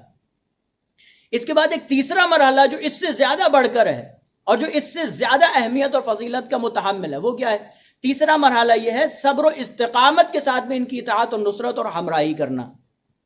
یہ صبر و استقامت بہت زیادہ اہمیت رکھتا ہے۔ عزیزان گرامی قدر، آپ دیکھیں تاریخ ہمیں اس بات کی طرف مکمل طور پر روشناس کراتی ہے اور ان واقعات سے ہمیں آشنائی کراتی ہے کہ ہم دیکھیں کہ جناب مالک اشتر جیسی ذات، علی ابن ابی طالب علیہ السلام کی ولایت کو قبول کرنے والا یہ عظیم صحابی، امام کی رکاب میں ہمہ وقت رہنے والا یہ عظیم صحابی، جب جنگ صفین میں جیتی ہوئی جنگ کے ساتھ معاویہ کے خیمے کے قریب پہنچ گیا قریب تھا کہ معاویہ کا قلع قمع ہو جاتا، معاویہ کو واصل جہنم کر دیتے، لیکن دوسری طرف پیغام علی ابن ابی طالب علیہ السلام پہنچا، مالک اشتر جنگ سے دستبردار ہو جاؤ، صبر کا دامن تھامو کہ اب اختلافات کا بیج بو دیا گیا ہے، لہٰذا اس جیتی ہوئی جنگ کو معاویہ کے لشکر کے قریب، معاویہ کے خیمے کے قریب پہنچنے والے یہ مالک اشتر اس طریقے سے معرفت علی ابن ابی طالب رکھتے تھے کہ صبر کا مظاہرہ کیا اور واپس چلے آئے۔ استقامت، عزیزان گرامی قدر، یہ استقامت بھی بہت زیادہ ضروری ہے۔ انسان ہمہ وقت باقاعدہ اہل بیت علیہ السلام کے ساتھ میں کھڑا رہے اور استقامت کا مظاہرہ کریں۔ میں کربلا والوں کی مثال نہیں دیتا، ان کا مرتبہ، ان کا مقام بہت زیادہ عظیم ہے، یہ معصومین علیہ السلام کے ساتھ، امام حسین علیہ السلام کے ساتھ تھے۔ لیکن ذرا کوفے میں آ جائیے، ہانی ابن عروہ کیا کہتے ہیں کہ اگر میں تنہا رہ جاؤں سفیر امام حسین علیہ السلام کا ساتھ نہیں چھوڑوں گا، اکیلا رہ جاؤں، مجھ کو قتل کر دیا جائے، مجھ کو شہید کر دیا جائے، مجھے سولی پر چڑھا دیا جائے، لیکن میں سفیر امام حسین علیہ السلام کا ساتھ نہیں چھوڑوں گا، مجھے استقامت کے ساتھ میں پیش آنا ہے۔ یہ صبر و استقامت بہت زیادہ اہمیت رکھتا ہے، لہٰذا ولایت اہل بیت علیہ السلام کے اقرار کے 3 مرحلے، ایک ظاہری طور پر انسان ولایت اہل بیت علیہ السلام کا اقرار کریں، ایک معرفت، مودت، اطاعت اور نصرت رکھتا ہو، نصرت کا جذبہ رکھتا ہو، اور صبر و استقامت رکھتا ہو، یہ بہت اہمیت رکھتا ہے۔ صلوات پڑھیں عظمت محمد و آل محمد، اللہم صلی علی محمد و آل محمد وعجل فرجہم۔ لہٰذا اہل بیت علیہ السلام کی معرفت اور ان کی ولایت کا اقرار معرفت، محبت، اطاعت اور نصرت کے ساتھ ساتھ صبر و استقامت کے ساتھ میں ہونا چاہیے۔ ایک عالم دین سے ایک شخص نے سوال کیا، حضور یہ بتائیے کیا وقت کے امام کا دیدار کرنا ممکن ہے؟ کیا ہمارے لیے امکان پذیر ہے، ممکن ہے کہ ہم اپنے وقت کے امام کا دیدار کر سکیں؟ آیت اللہ ارشاد فرماتے ہیں کہ وقت کے امام کا دیدار کر لینا کوئی بڑی بات نہیں ہے۔ امام وقت کا دیدار کر لینا کوئی بڑی بات نہیں ہے۔ کیوں؟ اس لیے کہ امام وقت کا دیدار تو شمر نے بھی کیا تھا، ابن مرجانہ نے بھی کیا تھا، ولید نے بھی کیا تھا، یہ لوگ نے اپنے وقت کے امام کا دیدار کیا، لیکن جو سب سے بڑی کمی ان کے اندر تھی تو وہ معرفت تھی۔ معرفت، اگر کسی انسان کے قلب میں وقت کے امام کی معرفت ہو تو اس کی آنکھوں سے پردوں کو ہٹا دیا جاتا اور یہ اپنے وقت کے امام کا دیدار اس عالم غیب میں بھی کرتا نظر آتا ہے۔ لہٰذا ظاہری آنکھوں سے وقت کے امام کو دیکھ لینا کوئی بہت بڑی بات نہیں ہے، یہ اہمیت نہیں رکھتا ہے۔ اہمیت یہ رکھتا ہے کہ انسان اپنی قلب کی بیدار آنکھوں سے اپنے وقت کے امام کا دیدار کرے اور وقت کا امام جو چاہتا ہے یہ انسان کرتا ہوا نظر آئے۔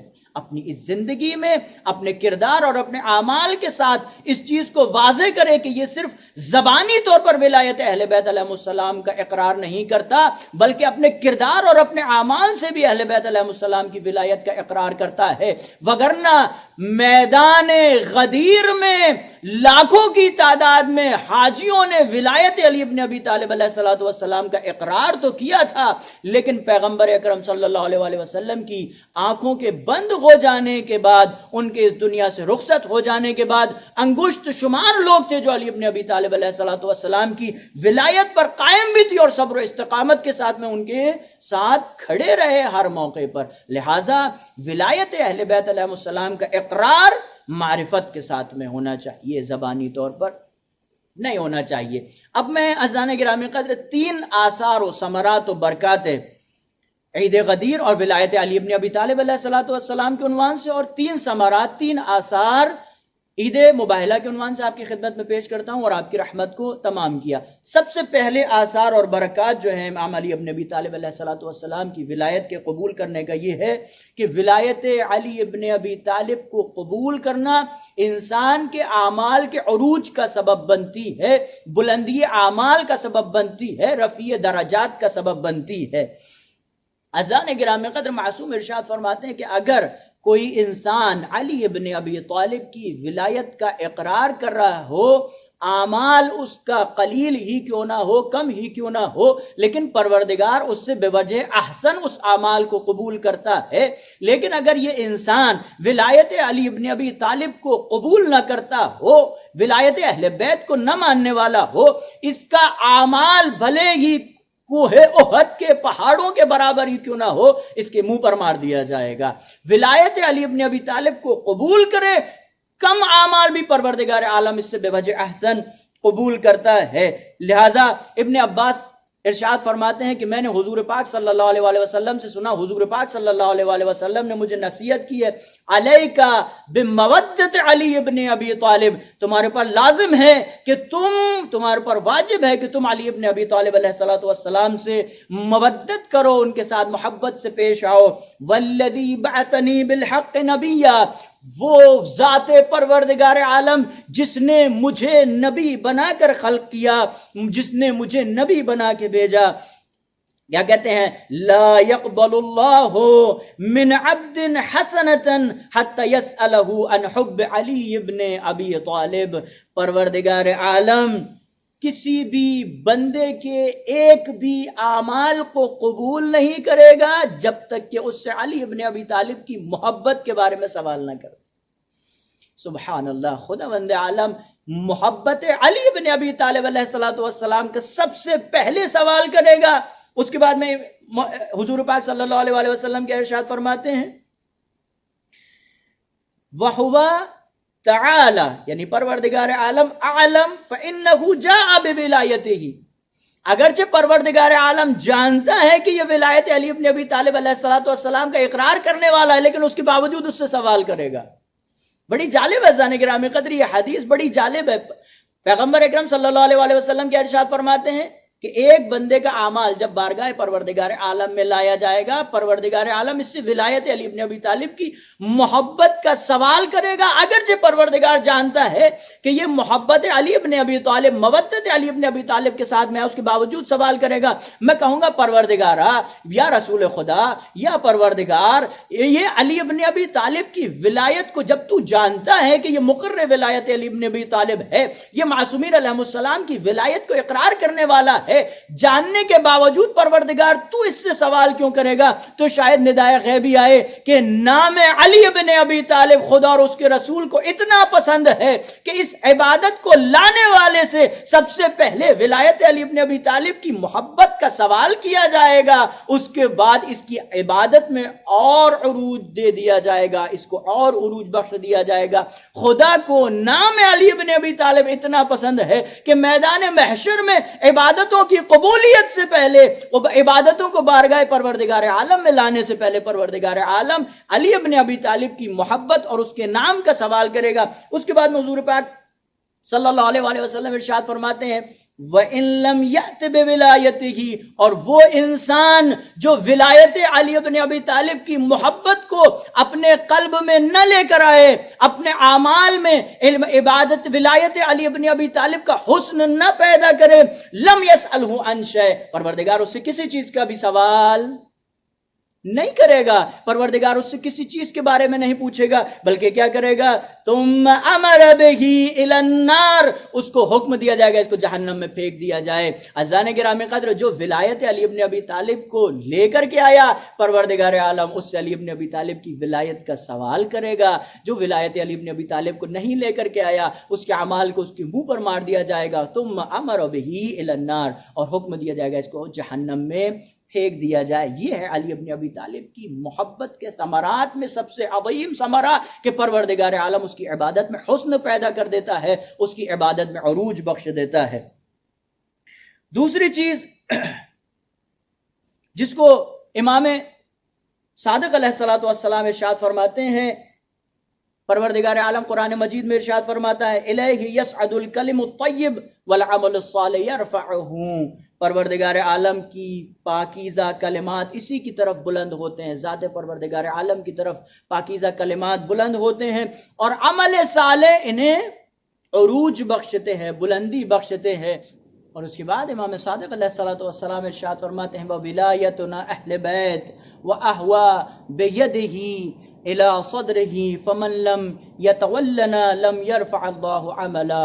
اس کے بعد ہماری امام صادق علیہ السلام ارشاد فرماتے ہیں کہ ہماری ولایت اہل بیت اور اپنے سینے کی طرف اشارہ کیا، اپنے ہاتھ کو اپنے سینے پر رکھا اور فرمایا کہ جو بھی ہم اہل بیت علیہم السلام سے مودت نہیں کرے گا، ہماری ولایت کو قبول نہیں کرے گا، پروردگار اس کے اعمال کو قبول نہیں کرے گا۔ لہٰذا دو ثمرے، پہلی ولایت اہل بیت علیہم السلام کو قبول کرنا انسان کے اعمال کی قبولیت کا سبب بنتے ہیں، اور ولایت اہل بیت علیہم السلام کو قبول کرنا انسان کے اعمال کے عروج کا سبب بنتے ہیں۔ اور تیسری فضیلت، تیسرا آثار و ثمرہ ولایت علی بن ابی طالب اور اہل بیت علیہم السلام کو قبول کرنے کا یہ ہے کہ پروردگار عالم ولایت اہل بیت علیہم السلام کے ذریعے قوم میں، امت میں، لوگوں میں اتحاد اور نظم پیدا کرتا ہے۔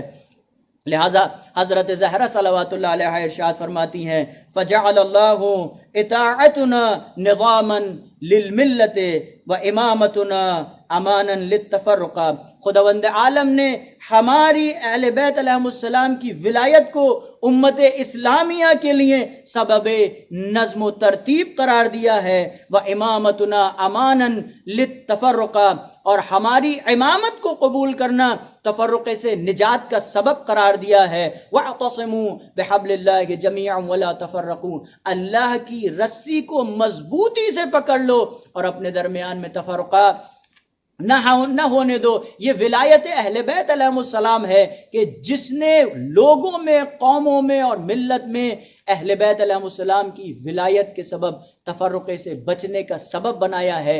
یہ ولایت اہل بیت علیہم السلام ہے کہ جس کی رسی کو ہم پکڑ لیتے ہیں تو ہمارے درمیان میں اختلاف نہیں ہوتا۔ لہٰذا واقع غدیر کے بعد حضور پاک صلی اللہ علیہ وآلہ وسلم کی اس دنیا سے رخصت ہو جانے کے بعد سب سے پہلے جس چیز نے نفاق کا، جس کے ذریعے نفاق کا بیج بویا گیا، جس کے ذریعے نا اتفاقی اور اختلاف کا بیج بویا گیا، وہ تھا علی ابن ابی طالب علیہ السلام کی خلافت کو غصب کر دینا، ان کی امامت سے ان کو برکنار کر دینا، اور حکومت جو اصلی حق اہل بیت علیہ السلام کا تھا، امام علی علیہ السلام کا تھا، اس حکومت کو علی ابن ابی طالب علیہ السلام سے غصب کر لیا گیا اور اس امت میں، اس قوم میں تفرقہ پیدا کیا گیا۔ لہٰذا امیر کائنات علی ابن ابی طالب علیہ السلام نے خون کا جام پیا، اور اس کے بعد اس زہر کے جام کو پینے کے بعد مولا فرماتے ہیں کہ میں نے اپنے حق سے دستبرداری کی کہ اس لیے کہ امت محمد صلی اللہ علیہ وآلہ وسلم میں تفرقہ نہ ہو، اختلاف نہ ہو۔ یہ ولایت علی ابن ابی طالب علیہ السلام ہے جو ہمیں منظم کرتی ہے، جو ہمارے اعمال کے قبولیت کا سبب بنتی ہے، جو ہمارے اعمال کے عروج کا سبب بنتی ہے۔ صلوات پڑھیں عظمت محمد و آل محمد پر۔ اللہم صل علی محمد و آل محمد وعجل فرجہم۔ عزیزان گرامی قدر، تاریخی اعتبار سے واقع غدیر اور واقع مباہلہ دونوں ذی الحجہ میں قرار پائے، لیکن اگر آپ مہینے کی تاریخ کے اعتبار سے دیکھیں گے تو پہلے عید غدیر ہے، بعد میں عید مباہلہ ہے۔ لیکن اگر تاریخ اسلام کے اعتبار سے دیکھا جائے تو پہلے مباہلہ ہوا ہے اور اس کے بعد میں عید غدیر آئی ہے۔ پہلے حضور پاک صلی اللہ علیہ وآلہ وسلم اس چھوٹے سے قافلے کو لے کر نصارہ نجران کی طرف گئے اور ان کو پسپا کیا، ان کو زیر کیا، ان کو ذلیل و رسوا کیا، اور اس کے بعد امیر کائنات علی ابن ابی طالب علیہ السلام کی ولایت کا اقرار 9 ہجری میں عید غدیر، میدان غدیر میں ہوا۔ لہٰذا تاریخی اعتبار سے، تاریخ اسلام کے اعتبار سے مباہلے کا واقعہ 7 ہجری میں پیش آیا ہے اور عید غدیر کا واقعہ 9 ہجری میں پیش آیا ہے۔ لیکن مہینے کی تاریخ کے اعتبار سے پہلے عید غدیر ہے، بعد میں عید مباہلہ ہے۔ عزیزوں اور میرے دوستوں، آثار برکات ہے عید مباہلہ آپ کی خدمت میں عرض کروں اور آپ کی رحمت کو تمام کیا۔ میں نے اس سے پہلے بھی عرض کیا تھا، قربان جائیں ذات اہل بیت علیہ السلام کے کہ جیسے جیسے وہ اعمال اور کردار انجام دیتے چلے گئے، اعمال انجام دیتے چلے گئے، دنوں کو مبارک قرار دے دیا، وہ دن مبارک ہوتے چلے گئے، وہ دن ہمارے لیے نیک قرار پائے، اور ان دنوں میں ہم لوگ خوشیاں مناتے ہیں، ہم لوگ خوشیاں سیلیبریٹ کرتے ہیں، بارگاہ پروردگار عالم میں ان دنوں کے صدقے میں دعا کرتے ہیں کہ پروردگارہ ہماری دعاؤں کو قبول فرمائے۔ اب یہ آثار و برکات عید مباہلے کا واقعہ ہم نے بیان کیا تھا، نصارہ نجران کے خلاف جب حضور پاک صلی اللہ علیہ وآلہ وسلم قرآن صامت کو پیش کرتے رہے اور اس قرآن صامت نے ان کو کوئی فائدہ نہ پہنچایا، قرآن صامت سے ان کے قلوب منور نہ ہوئے، تو حضور پاک صلی اللہ علیہ وآلہ وسلم قرآن ناطق کو لے کر کے میدان میں آئے، اور جب قرآن ناطق میدان میں آیا تو سب سے پہلا ثمرہ اور اثرات یہ ہوا کہ نصارہ نجران ذلیل و رسوا ہو گئے۔ سب سے پہلا ثمرہ عید مباہلہ کا یہ ہے کہ اس زمانے سے سن 7 ہجری سے لے کر آج تک حقانیت تشیع کا معیار ہے عید مباہلہ۔ آج تک یہ نصارہ نجران اس بات کی طرف ہمیں دعوت نہیں دیتے ہیں، آؤ تم اپنوں کو لے کر کے آؤ، تم اپنے مردوں کو لے کر کے آؤ، ہم اپنے مردوں کو لے کر کے آئیں، تم اپنے نفسوں کو لے کر کے آؤ، ہم اپنے نفسوں کو لے کر کے آئیں، تم اپنے بیٹوں کو لے کر کے آؤ، ہم اپنے بیٹوں کو لے کر کے آئیں۔ اس لیے کہ تاریخ میں اسی وقت حضور پاک صلی اللہ علیہ وآلہ وسلم نے نصارہ نجران کو زیر کر دیا، ان اہل بیت طاہرین علیہ السلام کو میدان میں لا کر کے آج ہم اپنے نفسوں کے طور پر علی ابن ابی طالب کو لے کر کے آئیں گے، اپنے بیٹوں کے طور پر حسن و حسین کو لے کر کے آئیں گے، اپنی عورتوں کے طور پر شہزادی کونین حضرت زہرا صلوات اللہ علیہا کو لے کر کے آئیں گے، اور تم سے مباہلہ کریں گے۔ دیکھتے ہیں جھوٹوں پر لعنت کرتے ہیں کون جھوٹا ہے۔ لہذا سب سے پہلا ثمرہ یہ رہا کہ حقانیت تشیع ثابت ہو گئی، اور یہ حقانیت تشیع آج تک کائنات میں واضح اور ثابت ہے کہ کل بھی جھوٹوں پر لعنت تھی، آج بھی جھوٹوں پر لعنت ہے۔ کل بھی اہل بیت علیہ السلام سرخرو تھے، سر بلند تھے، آج بھی اہل بیت علیہ السلام کے چاہنے والے سرخرو اور سر بلند ہیں۔ تو پہلی فضیلت، پہلا آثار و ثمرہ۔ دوسری فضیلت اور دوسرا آثار و ثمرہ عید مباہلہ کا یہ ہے کہ فضیلت حضرت زہرا، حضرت حسنین، حضرت امیر کائنات علی ابن ابی طالب علیہ السلام میدان مباہلہ میں واضح ہوتی ہے۔ عزیزوں اور میرے دوستوں، 7 ہجری میں یہ واقعہ پیش آیا، فتح مکہ ہو چکی ہے، مختلف طور پر اصحاب رکاب پیغمبر اکرم صلی اللہ علیہ وآلہ وسلم میں موجود ہیں، لیکن پیغمبر اکرم صلی اللہ علیہ وآلہ وسلم اگر اس سچوں کے قافلے میں کسی کو لے کر کے آتے ہیں تو نہ اپنی ازواج کو کسی لائق سمجھتے ہیں، نہ کسی اصحاب کو اس لائق سمجھتے ہیں کہ وہ میدان مباہلہ میں کسی ازواج کو لے کر کے آئے، کسی اصحاب کو لے کر کے آئے، بلکہ اگر پیغمبر لے کے آتے ہیں تو اپنی بیٹی حضرت زہرا صلوات اللہ علیہا کو لاتے ہیں۔ اور ایک تماچا آج کے دور میں بھی ہم ان لوگوں کے منہ پر مارتے ہوئے نظر آتے ہیں جو یہ کہتے ہیں کہ میاں حضور کی 3 بیٹیاں تھیں۔ میں کہوں گا اگر حضور کی 3 بیٹیاں تھیں تو میدان مباہلہ میں یہ 2 کہاں چلی گئیں؟ حضرت زہرا صلوات اللہ علیہا میدان مباہلہ میں وقت واحد تنہا حضرت زہرا کیوں آئی؟ لہٰذا اس بات کو ثابت کرتے ہیں، اس بات کو واضح کرتے ہیں کہ حضور پاک صلی اللہ علیہ وآلہ وسلم کی تنہا ترین ایک واحد بیٹی حضرت زہرا صلوات اللہ علیہا تھی، جس کو حضور پاک صلی اللہ علیہ وآلہ وسلم میدان مباہلہ میں لائے۔ تو لہٰذا 7 ہجری میں ازواج ہونے کے باوجود، اصحاب ہونے کے باوجود، حضور پاک صلی اللہ علیہ وآلہ وسلم اگر سچوں کے اس قافلے میں کسی کو لے کر کے آتے ہیں تو حضرت زہرا صلوات اللہ علیہا ہیں، حضرت امیر کائنات علی ابن ابی طالب علیہ السلام ہیں، اور حسنین علیہ السلام ہیں۔ یہ وہ فضیلت عظیم حضرت زہرا صلوات اللہ علیہا کے بیٹوں اور ان کے شوہر کی ہے کہ جس کو کوئی انکار نہیں کر سکتا اور جس تک کسی دوسرے کی رسائی نہیں ہے۔ اور تیسری فضیلت جس کو میں نے اس سے پہلے کی تقریر میں بھی بیان کیا تھا وہ یہ کہ حضرت رسول خدا صلی اللہ علیہ وآلہ وسلم نے امام علی ابن ابی طالب علیہ السلام کو اپنے نفس کے طور پر پیش کیا، اور یہ علی ابن ابی طالب علیہ السلام کی ولایت اور ان کی امامت کی واضح اور روشن دلیل ہے کہ رسول پاک صلی اللہ علیہ وآلہ وسلم ارشاد فرماتے ہیں کہ میرے بعد اگر کوئی لائق اطاعت، لائق اتباع، لائق پیروی ہے تو وہ علی ابن ابی طالب کی ذات ہے، وہ میرا نفس ہے۔ جس طریقے سے میں تمہارے لیے حجت ہوں اسی طریقے سے یہ علی ابن ابی طالب علیہ السلام حجت ہیں۔ لہٰذا 3 اثرات، 3 ثمرات جو میدان مباہلہ سے ہم اخذ کر سکتے ہیں. اس کے علاوہ دوسرے بھی اثرات ہیں، دامن وقت میں گنجائش نہیں ہے وگرنہ ہم پیش کرتے. لہٰذا 3 اثرات، 3 ثمرات. پہلا ثمرہ مسیحیت کے مقابلے میں اسلام کی جیت. دوسرا ثمرہ خاندان عصمت و طہارت حضرت زہرا صلوات اللہ علیہ کے بیٹے اور ان کے شوہر کی عظمت و فضیلت کا میدان مباہلہ میں واضح اور روشن ہونا. اور تیسری علی ابن ابی طالب کی خلافت بلا فصل، امامت بلا فصل کا جو ہے وہ اقرار اور اس کا اظہار اور اس کا اثبات اس واقعے سے روشن اور واضح ہے. آئیں بارگاہ پروردگار عالم میں ان دونوں آیات کے صدقے میں دعا کرتے ہیں، پروردگارہ اہل بیت علیہ السلام کے صدقے میں ہمارے اس جشن کو اپنی بارگاہ میں شرف قبولیت نصیب فرما.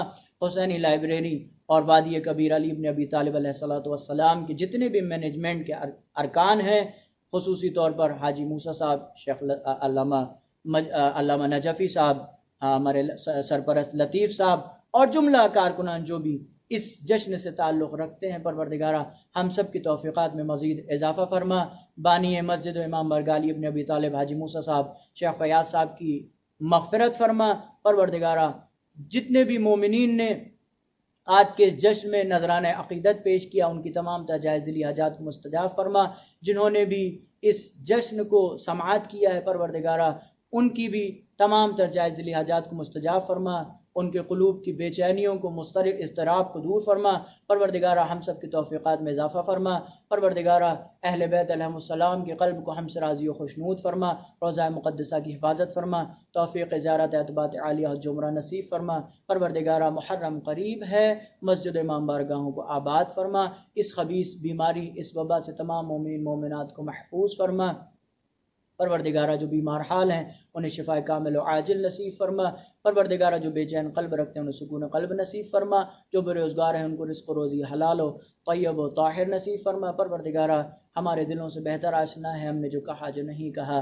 ان مقدس ہستیوں کے صدقے میں، اہل بیت علیہ السلام کے صدقے میں، ان دونوں آیات بزرگ کے صدقے میں پروردگارہ ہماری تمام جائز دلی حاجات کو مستجاب فرما. ببرکت صلوات علی محمد و آل محمد. اللہم صلی علی محمد و آل محمد وعجل فرجہم. میں انتہائی شکر گزار ہوں مولانا سید ستوہ حیدر زیدی صاحب کا کہ انہوں نے بصیرت افروز تقریر سے مومنین کے دل کو منور فرمایا. میں خداوند متعال کی بارگاہ میں دعا گو ہوں کہ خداوند متعال صاحب غدیر کے صدقے میں مولانا صاحب کی توفیق، صحت و سلامتی و توفیقات میں مزید اضافہ فرمائیں.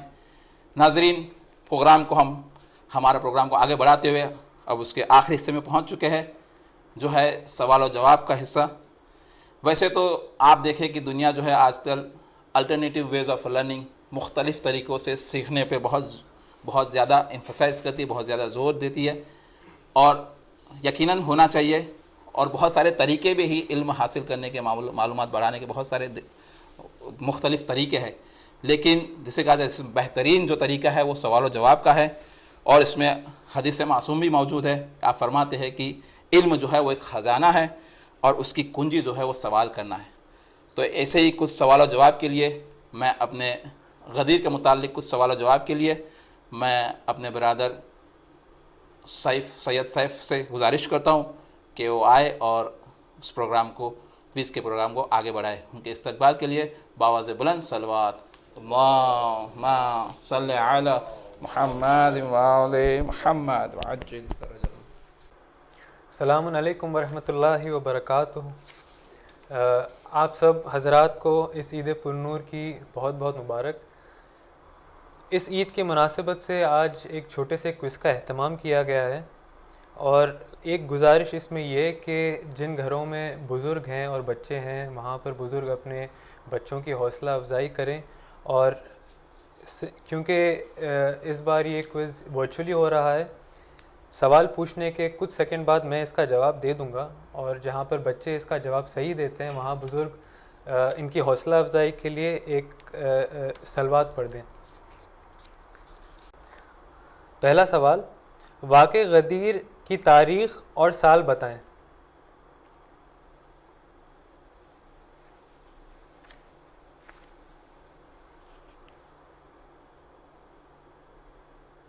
جواب ہے 18 ذی الحج سن 10 ہجری.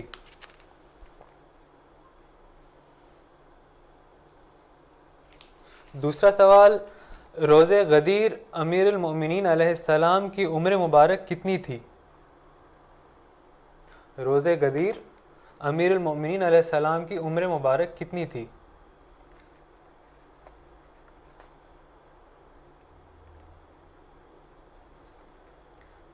جواب 33 ایئرس یعنی 33 سال۔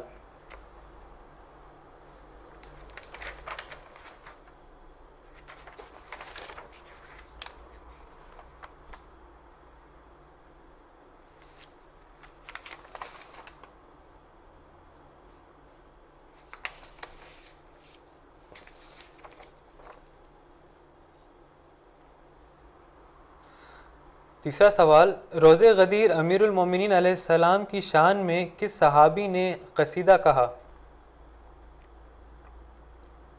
روز غدیر امیر المومنین علیہ السلام کی شان میں کس صحابی نے قصیدہ کہا؟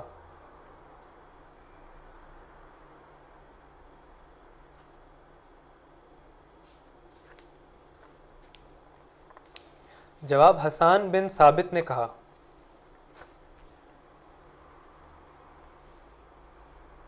چوتھا سوال، علامہ امینی نے اپنے کتاب الغدیر میں حدیث غدیر پر کتنے اصحاب سے نقل کی ہے؟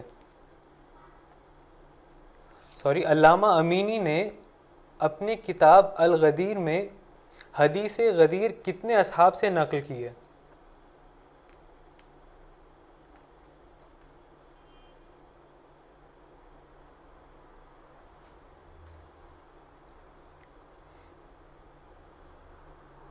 اس کا جواب ہے 110 اصحاب سے۔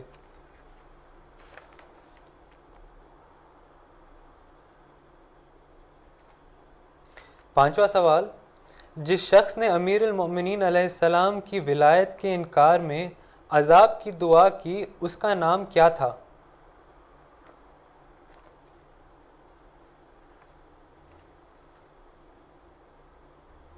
جس شخص نے امیر المؤمنین علیہ السلام کی ولایت کے انکار میں عذاب کی دعا کی اس کا نام کیا تھا؟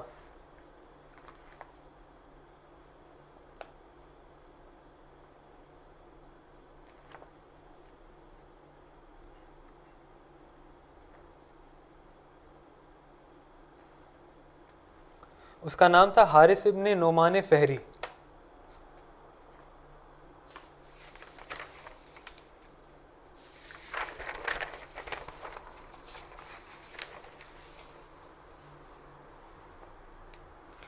چھٹا سوال، اعلان ولایت کے بعد حضرت رسول اکرم صلی اللہ علیہ وآلہ وسلم نے لوگوں کو کیا حکم دیا؟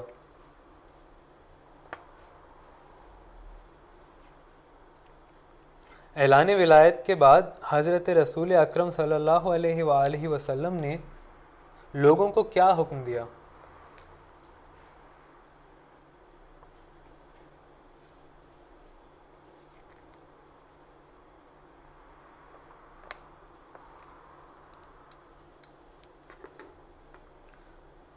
رسول اکرم نے یہ حکم دیا کہ حضرت علی علیہ السلام کو امیر المؤمنین کہہ کر سلام کریں اور ان کی بیعت کریں۔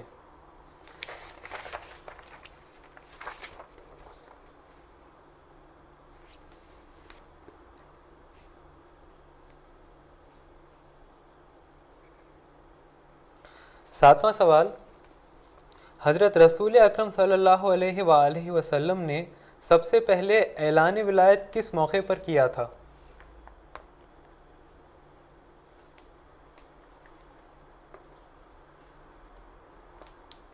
حضرت رسول اکرم صلی اللہ علیہ وآلہ وسلم نے سب سے پہلے اعلان ولایت کس موقع پر کیا تھا؟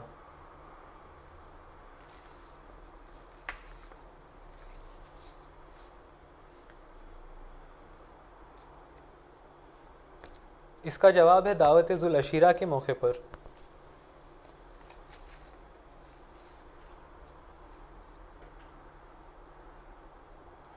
آٹھواں سوال، یوم غدیر کے سلسلے میں ہر مسلمان کے لیے کس کام کی تاکید کی گئی ہے؟ یوم غدیر کے سلسلے میں ہر مسلمان کے لیے کس کام کی سب سے زیادہ تاکید کی گئی ہے؟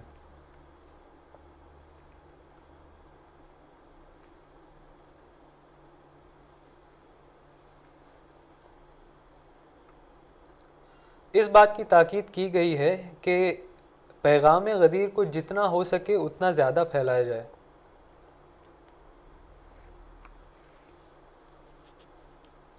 نواں سوال، خطبہ غدیر میں لفظ مولا کے معنی کیا ہیں؟ خطبہ غدیر میں لفظ مولا کے معنی کیا ہیں؟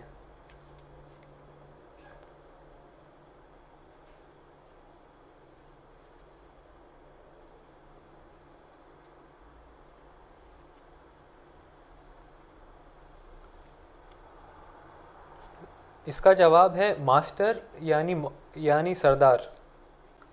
آخری سوال، خطبہ غدیر کے مناسبت سے سب سے بڑا امر بالمعروف کون سا ہے؟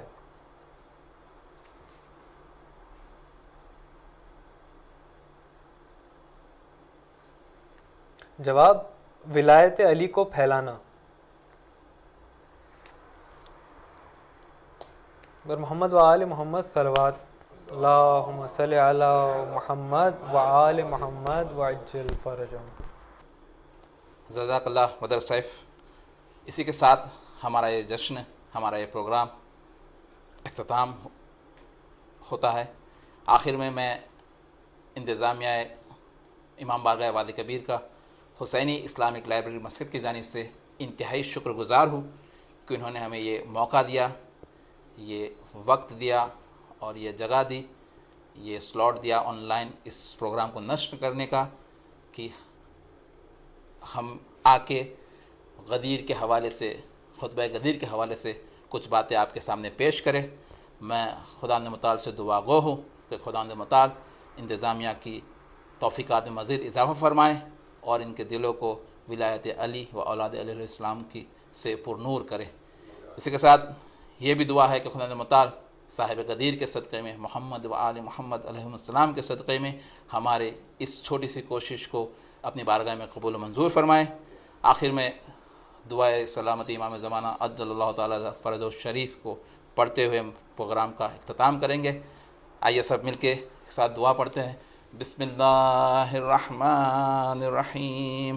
اللہم کل ولیک الحجۃ ابن الحسن صلواتک علیہ وعلی آبائہ فی ہذہ الساعہ وفی کل ساعہ ولیا وحافظا وقائدا وناصرا ودلیلا وعینا حتی تسکنہ ارضک طوعا وتمتعہ فیہا طویلا۔ اللہم عجل لولیک الفرج واجعلنا من انصارہ وعوانہ وخدامہ وشیعتہ ولا تجعلنا من اعدائهم برحمتک یا ارحم الراحمین۔ اللہم صل علی محمد وآل محمد وعجل فرجہم۔